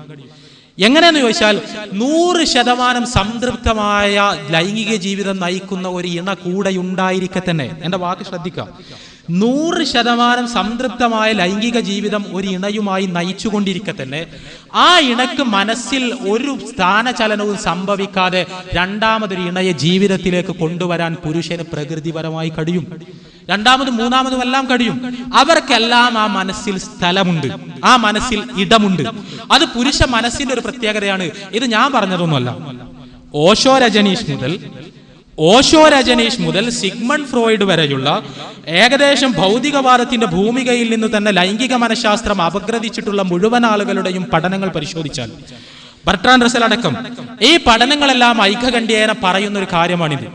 പുരുഷൻ പോളിഗമസ് ആണ്. പുരുഷൻ അതിന് കഴിയും, ഒന്നിലധികം ഇണകളെ സ്വീകരിക്കാൻ കഴിയും. ഇവിടെയാണ് നമ്മൾ മനസ്സിലാക്കേണ്ടത്, സെക്സ് ഒരു തിന്മയല്ല എന്ന് നമ്മൾ പറഞ്ഞു. സെക്സ് തിന്മയല്ല ആ പെണ്ണിനെ സംരക്ഷിച്ചുകൊണ്ടാണെങ്കിൽ, ആ പെണ്ണുമായി നിയമാനുസൃതമായ ബന്ധം സ്ഥാപിച്ചുകൊണ്ടാണെങ്കിൽ. രണ്ടാമതായി പറഞ്ഞു, ഒരു സ്ത്രീയെ സംബന്ധിച്ചിടത്തോളം അവൾക്ക് ഒരു പുരുഷനെ മാത്രമേ ഇണയാക്കാൻ കഴിയൂ, എന്നാൽ ഒരു ആണിനെ സംബന്ധിച്ചിടത്തോളം അവൻ ഒന്നിലധികം ഇണകളെ സ്വീകരിക്കാൻ കഴിയും. എങ്കിൽ ബഹുഭാരിത്വത്തിൽ എന്താണ് തിന്മ? സെക്സ് ഒരു തെറ്റല്ല. ഒന്നിലധികം ആളുകളെ സ്വീകരിക്കാൻ കഴിയും, അവരെ ഒരേ സമയം മനസ്സിൽ ഉൾക്കൊള്ളാൻ കഴിയും, അവർക്കിടയിൽ തുല്യ നീതിയിൽ വർത്തിക്കാൻ കഴിയും. നമ്മളൊരു സൈക്കോളജി അതാണല്ലോ. ഒരു ഭാര്യയുണ്ട്, രണ്ടാമത്തെ ഒരു ഭാര്യനെ കെട്ടി, ഇവൻ ഒരു ലൈംഗികാസക്തി. അത് പറയുമ്പോൾ നമ്മുടെ മനസ്സിൽ ഇതെന്തോ ലൈംഗികത എന്ന് പറഞ്ഞാൽ എന്തോ മോശം ഏർപ്പാടാണ് എന്നൊരു ധാരണയുണ്ട്. അത് പുരോഹിത മതങ്ങൾക്കുണ്ടാകാം. പക്ഷെ അതിരുകവിഞ്ഞ സ്വാതന്ത്ര്യത്തിന്റെ വക്താക്കളായി രംഗത്ത് പ്രത്യക്ഷപ്പെടുന്ന യുക്തിവാദികൾക്ക് അത് ഉണ്ടാകരുത്. അവരെ സംബന്ധിച്ചിടത്തോളം ഇത് മനുഷ്യന്റെ ഒരു നൈസർഗിക പ്രകൃതമാണ് എന്ന് മനസ്സിലാക്കാനുള്ള കഴിവുണ്ടാകണം. ആ നൈസർഗിക പ്രകൃതമാണ് ഒന്ന്, അതിൽ തിന്മയായി യാതൊന്നുമില്ല. രണ്ടാമത്തേത് സ്ത്രീയെ സംബന്ധിച്ചിടത്തോളം ഒന്നേ കഴിയൂ, പുരുഷൻ ഒന്നിലധികം കഴിയും. അങ്ങനെ കഴിയുമെങ്കിൽ നീതി പാലിക്കുക എന്ന നിബന്ധനയോടുകൂടി ഒരു പുരുഷൻ 4 ഭാര്യമാരെ തന്നെ സ്വീകരിച്ചു എന്ന് വിചാരിക്കുക. അതാണല്ലോ അതിന്റെ മാക്സിമം. ഈ 4 ആൾക്ക് തണൽ നൽകിയാൽ എന്താണ് അതിലുള്ള പ്രശ്നം? ഇവിടെയുള്ള കുഴപ്പം എന്താ വെച്ചാൽ നമ്മളെല്ലാം ധാരണ ഒരു സ്ത്രീയുമായുള്ള ലൈംഗിക ബന്ധം ആ സ്ത്രീയെ പീഡിപ്പിക്കലാണെന്ന്. അതുകൊണ്ടാണ് നമ്മൾ സ്ത്രീകളെ അടങ്ങേറാക്കുക എന്ന് പറയുന്നത്, പ്രയാസപ്പെടുത്തുക എന്ന് പറയുന്നത്. അല്ല, ലൈംഗികാനുഭവം പെണ്ണിനെ സംബന്ധിച്ചിടത്തോളം ആനന്ദമാണ്, അവർക്ക് തണലാണ്, അവരെ സംബന്ധിച്ചിടത്തോളം സന്തോഷമാണ്. നമ്മൾ കേരളത്തിൽ തന്നെ ആലോചിച്ച് നോക്കുക, അവിവാഹിതയായ എത്രയോ സ്ത്രീകളുണ്ട്. എത്രയോ സ്ത്രീകൾ വിവാഹ ജീവിതത്തിന് ഭാഗ്യമില്ലാത്തവർ, വിവാഹ ജീവിതത്തിനുള്ള ഭാഗ്യം നിഷേധിക്കപ്പെട്ട സ്ത്രീകൾ, പലതുകൊണ്ടും, സമ്പത്തില്ലാത്തതുകൊണ്ട്, സൗന്ദര്യമില്ലാത്തതുകൊണ്ട്, സ്ത്രീധനം കൊടുക്കാൻ കഴിവില്ലാത്തതുകൊണ്ട്, പല രീതിയിലുള്ള രോഗങ്ങളുള്ളതുകൊണ്ട്, അംഗവൈകല്യമുള്ളതുകൊണ്ട് ഇവരാര് സംരക്ഷിക്കും? സ്ത്രീപക്ഷത്ത് നിന്നുകൊണ്ടാണല്ലോ. ഇസ്ലാം സ്ത്രീ വിരുദ്ധമാണ്, പുരുഷാധിപത്യത്തിൽ അധിഷ്ഠിതമാണെന്നാണ്. സ്ത്രീ വിരുദ്ധമാണല്ലോ ഈ സംഭവം നമ്മുടെ വീക്ഷണത്തിൽ. ഞാൻ ചോദിക്കട്ടെ, ഈ സ്ത്രീകൾ എന്തുകൊണ്ട് നമ്മുടെ ഈ ചർച്ചയുടെ തലത്തിലേക്ക് വരുന്നില്ല? നമ്മൾ എന്തുകൊണ്ടാണ് ഇത്രയും സ്വാർത്ഥരാകുന്നത്? ഇവിടെ വിവാഹ ജീവിതം കിട്ടിയ കുറെ സ്ത്രീകളുണ്ട്. സ്ത്രീപക്ഷം എന്ന പക്ഷത്തിൽ അവർ മാത്രമേ പെടൂ എന്നുണ്ടോ? സ്ത്രീപക്ഷം എന്നൊരു പക്ഷത്തിൽ അവർ മാത്രമേ പെടൂ എന്നുണ്ടോ? വിവാഹ ജീവിതത്തിന് അവസരം നിഷേധിക്കപ്പെട്ട കേരളത്തിലെ 100 കണക്കിന് പെൺകുട്ടികൾ പല കാരണങ്ങൾ കൊണ്ട് അവരെന്തുകൊണ്ട് നമ്മുടെ പക്ഷവിചാരണയിൽ കടന്നു വരുന്നില്ല? അവർക്ക് എങ്ങനെ ജീവിതം കൊടുക്കും? ആര് ജീവിതം കൊടുക്കും? ഭൗതികവാദത്തിന്റെ വീക്ഷണത്തിൽ അതിനെല്ലാം സിമ്പിളായ ഉത്തരങ്ങളുണ്ട്. അവര് വേശ്യാവൃത്തിക്ക് പോകണം, അവര് വേറെന്തെങ്കിലും പരിപാടികൾ നോക്കണം. പക്ഷെ ഇസ്ലാം പറയുന്നു, ഇല്ല, പുരുഷ നിനക്ക് ഉത്തരവാദിത്തമുണ്ട്. ഉത്തരവാദിത്തം ഉണ്ടെന്ന് പറയുമ്പോൾ ഈ സംസാരമെല്ലാം കേട്ടാൽ തോന്നുന്നു ബഹുഭാര്യത്വം നല്ല സുഖമുള്ള ഏർപ്പാടാണ്. അങ്ങനെയാണ്. ആണുങ്ങൾക്ക് നല്ല സുഖമുള്ള ഏർപ്പാടാണ്, പെണ്ണുങ്ങൾക്ക് ഭയങ്കര പ്രയാസമാണ്. യഥാർത്ഥത്തിൽ ദുന്യാവിൽ ഒരു പക്ഷെ ഏറ്റവും ദുഷ്കരമായ ഒരു ദൗത്യമാണ് യഥാർത്ഥത്തിൽ ഒന്നിലധികം ഭാര്യമാരെ കൊണ്ടെടുക്കുക എന്നുള്ളത്. അത് പ്രകൃതിപരമായ കാരണങ്ങൾ കൊണ്ടല്ല, വേറെ പല കാരണങ്ങൾ കൊണ്ടും. ഇവിടെ ഇസ്ലാം പറയുന്നു, ഒരു ഭാര്യയുമായി നിനക്ക് സുഖിച്ച് കഴിയാം, ഒരു പ്രശ്നമില്ലാതിരിക്കാം, ഒരു പ്രതിസന്ധി ഇല്ലാതിരിക്കാം. പക്ഷെ ഒരു പുരുഷൻ തയ്യാറാകുന്നു, ഇല്ല, ഈ സമൂഹത്തിൽ വേറൊരു സ്ത്രീ, വിവാഹ ജീവിതം നിഷേധിക്കപ്പെട്ട സ്ത്രീ, ജീവിതത്തിന്റെ പുറംപോക്കിലുള്ള സ്ത്രീ, അവർക്ക് കൂടി ഞാൻ തണൽ നൽകും, അവരെ കൂടി ഞാൻ സംരക്ഷിക്കും, ജീവിതത്തിലേക്ക് കൊണ്ടുവരും, അതിന്റെ പേരിലുള്ള പ്രയാസങ്ങളെ ഞാൻ ക്ഷമിക്കും, സഹിക്കും. ചോദിക്കട്ടെ, ഇതിൽ എന്താണ് സ്ത്രീ വിരുദ്ധത? ഇതിലെവിടെയാണ് പുരുഷാധിപത്യം? ഒരു ത്യാഗമാണ്, ഒരു ഭോഗമല്ല, ഒരു ത്യാഗം. ആരെയാണ് ഈ വിവാഹം കഴിക്കുന്നത്? ഈ രീതിയിലുള്ള സ്ത്രീകൾക്ക് ഒരു ജീവിതം കൊടുക്കുന്നതിൽ എന്താണ് തെറ്റ്? അതിന് ബഹുഭാര്യത്വം അല്ലാതെ എന്താണ് അതിനൊരു പരിഹാരം? അല്ലെങ്കിലും സ്വാഭാവികമായി ഏത് സമൂഹത്തിലും സ്ത്രീകളുടെ എണ്ണം പുരുഷന്മാരുടെ എണ്ണത്തിനേക്കാൾ കൂടുതലായിരിക്കും. ഏത് സമൂഹത്തിലും. ഇപ്പൊ ഇന്ത്യയിൽ സ്ത്രീകളുടെ എണ്ണം പുരുഷന്മാരുടെ എണ്ണത്തിനേക്കാൾ കുറയുന്നു. എന്തുകൊണ്ടാ കുറയുന്നത്? അവൾക്കെല്ലാവരെയും അബോർഷൻ, ഒരു കുഞ്ഞുണ്ടാവുന്നു, ആ കുഞ്ഞ് പെൺകുട്ടിയാന്ന് മനസ്സിലായാൽ ആശുപത്രിയിൽ പോയി കുഞ്ഞിനെ കൊല്ലുന്നു. ഞാൻ ആ പദം അങ്ങനെ തന്നെ ഉപയോഗിക്കുന്നു, കൊല്ലുന്നു. ആ കുഞ്ഞ് കരഞ്ഞ് പിടിച്ച് കയ്യിന് പിടിച്ച് എന്നെ കൊല്ലരുത് എന്ന് ആർത്ത് അട്ടഹസിച്ച് അതിന് കഴിയുന്ന രീതിയിൽ അവിടുന്ന് നിലവിളിക്കുന്നു. പക്ഷെ നമ്മൾ കൊല്ലുന്നു. എന്തിന്റെ പേരിൽ? അവരെ വളർത്താൻ കഴിയാത്തതുകൊണ്ട്. ഈ രംഗത്തെല്ലാം ഭൗതികവാദത്തിന് വലിയ സ്വാധീനമുണ്ട്. ഞാൻ അങ്ങോട്ട് പോകുന്നില്ല. എന്തുകൊണ്ട് മനുഷ്യർ അങ്ങനെ ചിന്തിക്കുന്നു? ആകെ സ്വാർത്ഥരാകുന്നു. ഒരു കുഞ്ഞിനെ പോലും ഒരു ശല്യമായി കരുതുന്നു. ഈ രീതിയിലേക്ക് എന്തുകൊണ്ട് നമ്മുടെ തല പോകുന്നു? നമ്മുടെ സ്ത്രീകൾ എന്തുകൊണ്ട് പ്രസവിക്കുന്നത് അപമാനമായി കരുതുന്നു? പ്രസവിക്കാതിരിക്കാൻ വേണ്ടി കുഞ്ഞുങ്ങളെ കൊല്ലുന്നു. ഇതെല്ലാം പഠിപ്പിച്ചത്, ഈ ആശയങ്ങളെല്ലാം കടന്നു വന്നത് ഇപ്പറഞ്ഞ ഭൗതികവാദത്തിൽ നിന്നാണ്. അല്ല എന്നാർക്കെങ്കിലും പറയാൻ കഴിയുമോ? ഏതായാലും ഇങ്ങനെ അബോർഷൻ റേറ്റ് വളരെ കൂടുതലാണ്. അതിൽ ആൺകുട്ടികളുടെ അബോർഷൻ റേറ്റും പെൺകുട്ടികളുടെ അബോർഷൻ റേറ്റും തമ്മിൽ വലിയ വ്യത്യാസമുണ്ട്. പെൺകുട്ടികളാണ് അധികവും ഇതുപോലെ അബോർട്ട് ചെയ്യപ്പെടുന്നത്. അങ്ങനെയാണെങ്കിൽ സ്വാഭാവികമായും സ്ത്രീകളുടെ എണ്ണം കുറയുന്നു. അതിന് ഇസ്ലാം ഉത്തരവാദിയല്ല. പ്രകൃതിപരമായി സ്വാഭാവികമായി അബോർഷൻ നടക്കാത്തൊരു സമൂഹത്തിൽ സ്വാഭാവികമായും സ്ത്രീകളുടെ എണ്ണമായിരിക്കും കൂടുതൽ പുരുഷന്മാരുടേതിനേക്കാൾ. ഈ സ്ത്രീകളെ എന്തു ചെയ്യണം? അവരാരെ ഏറ്റെടുക്കും? ഒരു യുദ്ധം ഉണ്ടാകുന്നു. ആ യുദ്ധത്തിൽ സ്വാഭാവികമായും സൈന്യത്തിൽ പുരുഷന്മാർ എന്നുള്ളവർക്ക് പുരുഷന്മാർ ധാരാളമായി വധിക്കപ്പെടും. അവിടെ ഒരുപാട് സ്ത്രീകൾ ഉണ്ടാകും. ഈ സ്ത്രീകൾ ആരെ ഏറ്റെടുക്കും? ഇങ്ങനെ ഒന്നുമല്ല. ഒരു പുരുഷനെ സംബന്ധിച്ചിടത്തോളം അവന് പ്രകൃതിപരമായി ഒന്നിലധികം ഇണകളെ സ്വീകരിക്കാൻ കഴിയുന്നു. അവൻ ഒന്നിലധികം സ്ത്രീകൾക്ക് സംരക്ഷണം നൽകുന്നു, ഒരു ജീവിതം കൊടുക്കുന്നു. അതിൽ എന്താണ് തകരാറ് എന്ന് തന്നെയാണ് എനിക്ക് ചോദിക്കാനുള്ളത്. പിന്നെ അത് തകരാറുണ്ട്. തകരാറ് എന്താണെന്ന് വെച്ചാൽ ഇതുപോലുള്ള അനുഭവങ്ങളാണ്. ആ അനുഭവങ്ങൾക്കാണ് ഞാൻ പറഞ്ഞ ഇസ്ലാം ഉത്തരവാദിയല്ല. ഞാൻ ഒന്നുകൂടി പറയട്ടെ, നമുക്കൊരു ഭാര്യയുണ്ട്, ആ ഭാര്യയോട് നമുക്ക് അതൃപ്തിയുണ്ട്. ആ അതൃപ്തി മാറ്റാനുള്ള ഏർപ്പാടല്ല ബഹുഭാര്യത്വം. അത് കൃത്യമായി മനസ്സിലാക്കണം. എനിക്കൊരു ഭാര്യയുണ്ട്, ആ ഭാര്യയോട് എനിക്ക് അതൃപ്തിയുണ്ട്. ആ അതൃപ്തി മാറ്റാനും ഭാര്യയോട് പ്രതികാരം തീർക്കാനുമുള്ള ഒരു ഏർപ്പാടല്ല ബഹുഭാര്യത്വം. അങ്ങനെ ഒരു ബഹുഭാര്യത്വ സമ്പ്രദായം ഇസ്ലാമിന് പരിചയമേ ഇല്ല. ഇസ്ലാമിലെ ബഹുഭാര്യത്വം എന്താന്ന് ചോദിച്ചാൽ, എനിക്കൊരു ഭാര്യയുണ്ട്, അവളുമായുള്ള എൻ്റെ ബന്ധം 100% സംതൃപ്തമാണ്. 100% സംതൃപ്തമായിരിക്കെ തന്നെ മറ്റൊരുവൾക്ക് കൂടി അത്തരം 100% സംതൃപ്തമായ ഒരു ബന്ധം കൊടുക്കാൻ എനിക്ക് പടച്ചോൻ തന്ന കഴിവുകൊണ്ട് ഞാൻ ശ്രമിക്കുന്നു. അതാണ് ഇസ്ലാമിലെ ബഹുഭാരിത്വം. പക്ഷെ നമ്മുടെ നാട്ടിൽ എന്താ വെച്ചാൽ ഒരു പെണ്ണിനെ പറ്റാഞ്ഞാൽ അടുത്ത പെണ്ണ് ഇട്ടെന്നാണ്. ഒരു പെണ്ണുമായിട്ട് പ്രശ്നം ഉണ്ടായാലും അതിന്റെ പരിഹാരം അടുത്ത പെണ്ണ് ഇട്ടലല്ല. ആ പെണ്ണുമായിട്ടുള്ള പ്രശ്നങ്ങൾ തീർക്കാൻ വേറെ രീതികളുണ്ട്, ഇസ്ലാം നിർദ്ദേശിച്ച രീതികൾ. ആ രീതികൾ ഉപയോഗിക്കാണ് വേണ്ടത്. ഇവിടെ ഇസ്ലാമിന്റെ ഇൻസ്ട്രക്ഷൻസിനെ മുഴുവൻ അട്ടിമറിച്ചുകൊണ്ട് ആരെങ്കിലും ഈ രീതിയിൽ പ്രതികാരം തീർക്കാൻ ഒരാളെ പറ്റാത്ത അടുത്ത കല്യാണം കഴിക്കണമെന്നുണ്ടെങ്കിൽ, അടുത്ത കല്യാണം കഴിച്ചിട്ട് ആദ്യത്തെ സ്ത്രീയെ തിരിഞ്ഞു നോക്കാതിരിക്കുന്നുണ്ടെങ്കിൽ ഇതെല്ലാം ഖുർആനിനെതിരാണ്, ഹദീസുകൾക്കെതിരാണ്. അവരൊന്നും ജീവിക്കുന്നത് ഇസ്ലാമിന്റെ നിയമങ്ങൾക്കനുസരിച്ചല്ല. അതിന് ഇസ്ലാമിനെ പ്രതിക്കൂട്ടിൽ കയറ്റുന്നതിൽ അർത്ഥവുമില്ല. പക്ഷെ ഇസ്ലാം നിഷ്കർഷിച്ച രീതിയിൽ യഥാർത്ഥ രൂപത്തിലുള്ള ബഹുഭാരിത്വം, അതിൽ മാനവികതയ്ക്ക് വിരുദ്ധമായി യാതൊന്നുമില്ല എന്നതാണ് സത്യം. അത് ആ രീതിയിൽ തന്നെ മനസ്സിലാക്കണം എന്ന് അഭ്യർത്ഥിക്കുന്നു. മൂന്നാമത്തെ ഒരു വിഷയം ത്വലാഖിന്റെ വിഷയമാണ് ഇവിടെ പരാമർശിച്ചു പോയൊരു വിഷയം. ഞാൻ ചോദിക്കട്ടെ, എന്താണ് ഈ വിഷയത്തിൽ ഭൗതികവാദിയുടെ വീക്ഷണം? വിനയത്തോടു കൂടി ഞാൻ ചോദിക്കട്ടെ. ഒരു സ്ത്രീയും പുരുഷനും തമ്മിൽ പ്രശ്നം ഉണ്ടാകുന്നു, ഒരു ഭാര്യയും ഭർത്താവും തമ്മിൽ പ്രശ്നം ഉണ്ടാകുന്നു, അടിച്ച് പിരിഞ്ഞ് ഒരു നിലക്ക് മുന്നോട്ട് പോകില്ല എന്നുള്ളൊരു അവസ്ഥയിലെത്തുന്നു. എന്തു ചെയ്യണം? ഭൗതികവാദിക്ക് നിർദ്ദേശിക്കാനുള്ള പരിഹാരം എന്താണ്? നമ്മുടെ ആഗ്രഹം പ്രശ്നമുണ്ടാകരുത് എന്നാണ്. പ്രശ്നമുണ്ടായാൽ ഒരു നിലക്കും പരിഹരിക്കാൻ കഴിയുന്നില്ല. ഇവർ രണ്ടുപേർക്കും അത് പീഡനമാണ്. ഭാര്യയ്ക്കും പീഡനം, ഭർത്താവിനും പീഡനം. അത്തരം ഒരവസ്ഥയിൽ എന്താണ് പരിഹാരം? വിവാഹമോചനമല്ലാതെ വേറൊരു പരിഹാരമല്ല. വിവാഹമോചനം തിന്മയായി കണ്ടിരുന്നു ക്രിസ്തുമതം. അതുകൊണ്ടാണ് ക്രിസ്ത്യൻ കുടുംബങ്ങളെല്ലാം ഗ്യാസ് സ്റ്റവ് പൊട്ടിത്തെറിക്കാൻ തുടങ്ങിയത്. എന്താണ്? വിവാഹ ജീവിതം മുന്നോട്ട് പോകുന്നു, പ്രശ്നങ്ങൾ ഉണ്ടാകുന്നു, പൊട്ടലും ചീറ്റലും ഉണ്ടാകുന്നു, ഒരു നിലക്കും പരിഹരിക്കാൻ കഴിയാതെ വരുന്നു, രണ്ടു കൂട്ടർക്കും ഇത് പീഡനമാകുന്നു. അപ്പോ ജീവിതത്തിൽ നിന്ന് രക്ഷപ്പെടണം, ഈ പീഡനം സഹിച്ച് മുന്നോട്ട് പോകാൻ കഴിയില്ല. അപ്പോൾ ഗ്യാസ് സ്റ്റവ് പൊട്ടിത്തെറിക്കും. ഗ്യാസ് സ്റ്റവ് പൊട്ടിത്തെറിക്കും തന്നെ സൂയിസൈഡ് നടത്തും. അത് പത്രത്തിൽ വരെ ഗ്യാസ് സ്റ്റവ് പൊട്ടിത്തെറിച്ചു എന്ന് പറഞ്ഞിട്ടായിരിക്കും. ഇതെന്തുകൊണ്ടാണ്? അനിവാര്യമായ സന്ദർഭത്തിൽ വിവാഹമോചനം അനുവദിക്കാത്തതുകൊണ്ടാണ്. ഇസ്ലാം ഇത്രേ പറഞ്ഞിട്ടുള്ളൂ. ഇസ്ലാമിനെ സംബന്ധിച്ചിടത്തോളം വിവാഹം എന്ന് പറഞ്ഞാൽ വളരെ വിശുദ്ധമായൊരു കരാറാണ്. ഭൗതികവാദികളെ പോലെ ഇഷ്ടമുള്ള പെണ്ണിന്റെ കൂടെ 4 ദിവസം ജീവിച്ചിട്ട് ഒഴിവാക്കി പോകാൻ പറ്റിയൊരു സംഭവമല്ല. ആ സ്ത്രീയെ ജീവിതകാലം മുഴുവൻ സംരക്ഷിക്കണം എന്ന കരാറിന്റെ അടിസ്ഥാനത്തിലാണ് ഏറ്റെടുക്കുന്നത്. പക്ഷേ ഈ സ്ത്രീയുമായി പ്രശ്നങ്ങൾ ഉണ്ടാകുന്നു, ഒരു നിലക്ക് മുന്നോട്ട് പോകാൻ കഴിയില്ല എന്ന് മനസ്സിലാകുന്നു. ആ മനസ്സിലാകുന്ന സന്ദർഭത്തിൽ എന്ത് ചെയ്യണം എന്ന് ഇസ്ലാം വളരെ കൃത്യമായി സ്റ്റെപ്പ് ബൈ സ്റ്റെപ്പായി അതിന്റെ കാര്യങ്ങൾ വിശദീകരിച്ചിട്ടുണ്ട്. വളരെ മനഃശാസ്ത്രപരമായ മാർഗങ്ങൾ. ആ മാർഗങ്ങളെല്ലാം പരാജയപ്പെട്ടാലാണ് ഇസ്ലാം വിവാഹമോചനം നിർദ്ദേശിച്ചത്. ആ മാർഗങ്ങളെല്ലാം പരാജയപ്പെട്ടിട്ടുള്ള തൊലാഖ് എന്ന് പറഞ്ഞാൽ തന്നെ നമ്മുടെ നാട്ടിലുള്ള ആൾക്കാർ മനസ്സിലാക്കിയ പോലെ 3 തുപ്പുപ്പലല്ല. അതിനാണ് നമ്മളെ നാട്ടിലെ തൊലാഖ് എന്ന് പറഞ്ഞാൽ 3 തുപ്പുപ്പ തൊലാഖ് കഴിഞ്ഞ് ഒഴിവാക്കി. ഇങ്ങനെ ഒരു തൊലാഖ് ഇല്ല ഇസ്ലാമിൽ. ഇസ്ലാമിലെ തൊലാഖ് എന്താ വെച്ചാൽ ഈ രീതിയിൽ എല്ലാ മധ്യസ്ഥ ശ്രമങ്ങളും ചർച്ചകളും മനഃശാസ്ത്ര ചികിത്സകളും എല്ലാം പരാജയപ്പെടുന്നു, ഒരു നിലക്ക് മുന്നോട്ട് പോകാൻ കഴിയില്ല എന്ന് മനസ്സിലാക്കുന്നു. അപ്പോൾ ഒന്നാമത്തെ തൊലാഖ്, ആദ്യത്തെ വിവാഹമോചനം. ആ വിവാഹമോചനം കഴിഞ്ഞാൽ ഇദ്ദയാണ്. ഇദ്ദ കാലഘട്ടത്തിൽ ഈ പെണ്ണ് ജീവിക്കുന്നത് ഭർത്താവിന്റെ വീട്ടിലാണ്. നമ്മൾ മനസ്സിലാക്കണം, ഇദ്ദ കാലയളവ് കഴിഞ്ഞാൽ പെണ്ണ് ജീവിക്കുന്നത് ഭർത്താവിന്റെ വീട്ടിലാണ്.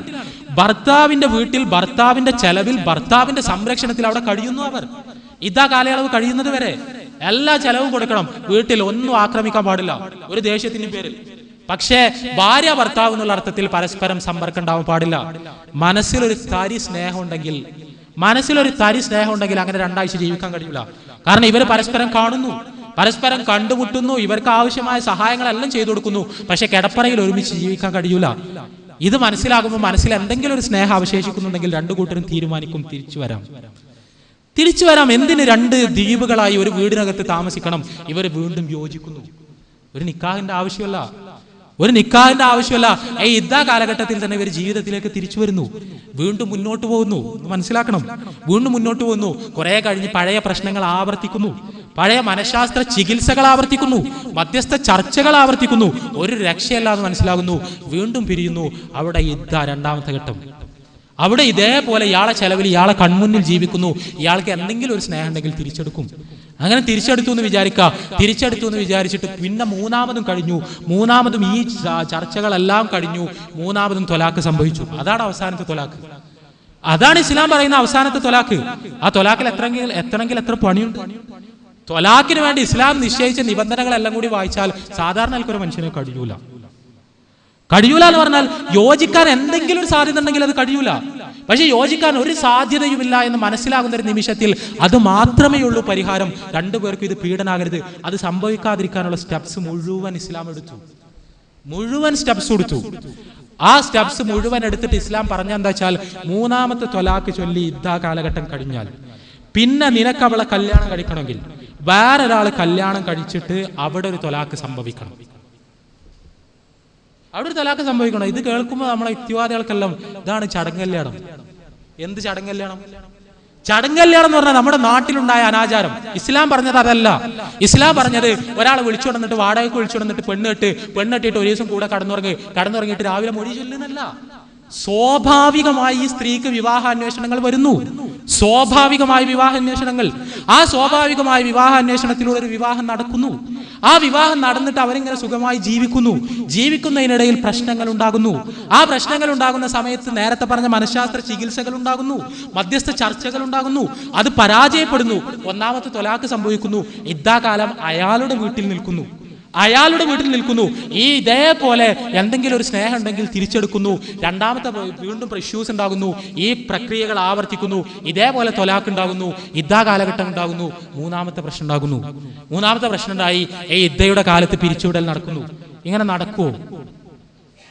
നടക്കുമോ? സാധാരണ നിലക്ക് ഒരാൾക്ക് ഇത് പ്രതീക്ഷിക്കാൻ പറ്റുമോ? ഞാൻ എൻ്റെ ഭാര്യയെ ഒഴിവാക്കാൻ കുഴപ്പമില്ല, 1 വർഷം കൊണ്ട് വേറെ പെണ്ണിട്ട് അതും വിവാഹമോചനത്തിൽ കലാശിച്ചോളും എന്നാരെങ്കിലും പ്രതീക്ഷിക്കുമോ?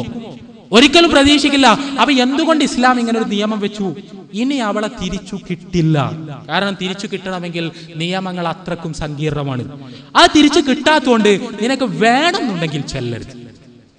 നിനക്ക് ഇവളെ വേണമെന്നുണ്ടെങ്കിൽ ഒരിക്കലും തലാക്ക് ചൊല്ലിപ്പോകരുത്. അത് പറയാൻ വേണ്ടിയിട്ടാണ് ഇസ്ലാം ആ നിയമം വെച്ചത്. ചുരുക്കത്തിൽ ഞാൻ പറഞ്ഞുകൊണ്ടുവന്നത്, ഇസ്ലാമിൻ്റെ ഈ രംഗത്തുള്ള നിയമങ്ങളും നിർദ്ദേശങ്ങളും എല്ലാം വളരെ പെർഫെക്റ്റ് ആണ്. ആ പെർഫെക്റ്റായ സംഭവത്തെ ഇംപ്ലിമെൻ്റ് ചെയ്യുന്നിടത്ത് തകരാറുകൾ ഉണ്ടാകാം. അത് മനുഷ്യൻ്റെ തകരാറുകളാണ്. ആ തകരാറുകൾ ഇസ്ലാമിൻ്റെ തകരാറുകളായി വ്യാഖ്യാനിക്കുന്നത് യഥാർത്ഥത്തിൽ യുക്തിയല്ല എന്നാണ് സൂചിപ്പിക്കാൻ. താങ്കൾ ഒരു മുൻവിധിയോട് കൂടിയിട്ടാണ് സംസാരിച്ചതെന്ന് എനിക്ക് പറയാതെ വയ്യ. കാരണം എൻ്റെ ഓരോ കാര്യത്തിനും താങ്കൾ മറുപടി പറയുമ്പോഴും ഞാനൊരു യുക്തിവാദിയാണ് എന്ന മുൻധാരണയോട് കൂടിയിട്ടാണ് താങ്കളുടെ ഉത്തരങ്ങൾ ഓരോന്നായിട്ട് വന്നത്. കാരണം ഇവിടെ യുക്തിവാദത്തിൻ്റെ സമീപനം എന്താണ്, ഇവിടെ യുക്തിവാദികളുടെ എന്താണ് എന്നൊക്കെയുള്ള ഓരോ തവണയും താങ്കൾ ആവർത്തിക്കുകയായിരുന്നു. പക്ഷേ ഒരു കാര്യം ഞാൻ പറയട്ടെ, ഞാനൊരു യുക്തിവാദിയാണ് എന്ന് താങ്കൾക്ക് എങ്ങനെ ഒരു മുൻവിധിയോട് കൂടി തീരുമാനിക്കാൻ കഴിഞ്ഞു? ഞാൻ മറ്റൊരു മതത്തിൻ്റെ വക്താവായിക്കൂടെ? ഞാൻ അതല്ല, എൻ്റെ സ്വപക്ഷത്തിനനുസരിച്ച് ജീവിക്കുന്ന ഒരാളായിക്കൂടെ? എന്തായാലും അങ്ങനെ ഒരു താങ്കളുടെ മറുപടി ഖേദകരമായി പോയി എന്ന് പറയട്ടെ. ഇനി മറ്റൊരു കാര്യം, താങ്കളോട് പറഞ്ഞു 4 സ്ത്രീകളോടും സമത്വത്തോടു കൂടി പെരുമാറിയാൽ മാത്രമേ ഇസ്ലാം 4 കല്യാണത്തെ അംഗീകരിക്കുന്നുള്ളൂ എന്ന് പറഞ്ഞു. ഇസ്ലാമിൻ്റെ മുഹമ്മദ് നബി എന്ന പ്രവാചകന് പോലും 11 ഭാര്യമാരും ഉടമ്പടി പൂർത്തിയാക്കാത്ത 9 ഭാര്യമാരടക്കം 20 കല്യാണം കഴിച്ചു എന്ന് ചരിത്രമാണ്. ഈ ചരിത്രം ഞാൻ പറയുന്നതല്ല. ഇസ്ലാമിലെ മുഹമ്മദ് നബിയുടെ ജീവചരിത്രകാരന്മാരായ മുഹമ്മദ് ഹുസൈൻ ഹൈക്കൽ അടക്കമുള്ള ചരിത്രകാരന്മാർ വളരെ വിശദമായി അവരെ ഗ്രന്ഥങ്ങളിൽ അവർ പ്രതിപാദിച്ചിട്ടുണ്ട്, കാര്യകാരണ ആധികാരിക തെളിവുകൾ സഹിതം. അപ്പോൾ ഇസ്ലാമിലെ പ്രവാചകന് അദ്ദേഹത്തിൻ്റെ ഭാര്യമാരോട് പോലും സമത്വം പുലർത്താൻ കഴിഞ്ഞില്ല. കാരണം എന്താണെന്ന് വെച്ച് കഴിഞ്ഞാൽ, ഖദീജ ബീവിയുടെ മരണശേഷം അദ്ദേഹം 9 വയസ്സുള്ള ആയിഷ ബീവിയെ കല്യാണം കഴിച്ചു. അതിനുശേഷം അദ്ദേഹം മറ്റ് പല കല്യാണങ്ങളിലേക്കും തിരിഞ്ഞു. അതോടൊപ്പം ഈ ഭാര്യമാരെ അദ്ദേഹം പലതവണ അവഗണിച്ചത് പല സ്ത്രീകളും അതിൻ്റെതായ രീതിയിൽ പ്രതികരിക്കാൻ തുടങ്ങിയ സമയത്ത്, അദ്ദേഹത്തിൻ്റെ ഭാര്യമാർ പ്രതികരിക്കാൻ തുടങ്ങിയ സമയത്ത് അദ്ദേഹത്തിന് വേണ്ടി പ്രത്യേക ഖുർആനിയ വചനം ഉണ്ടായി.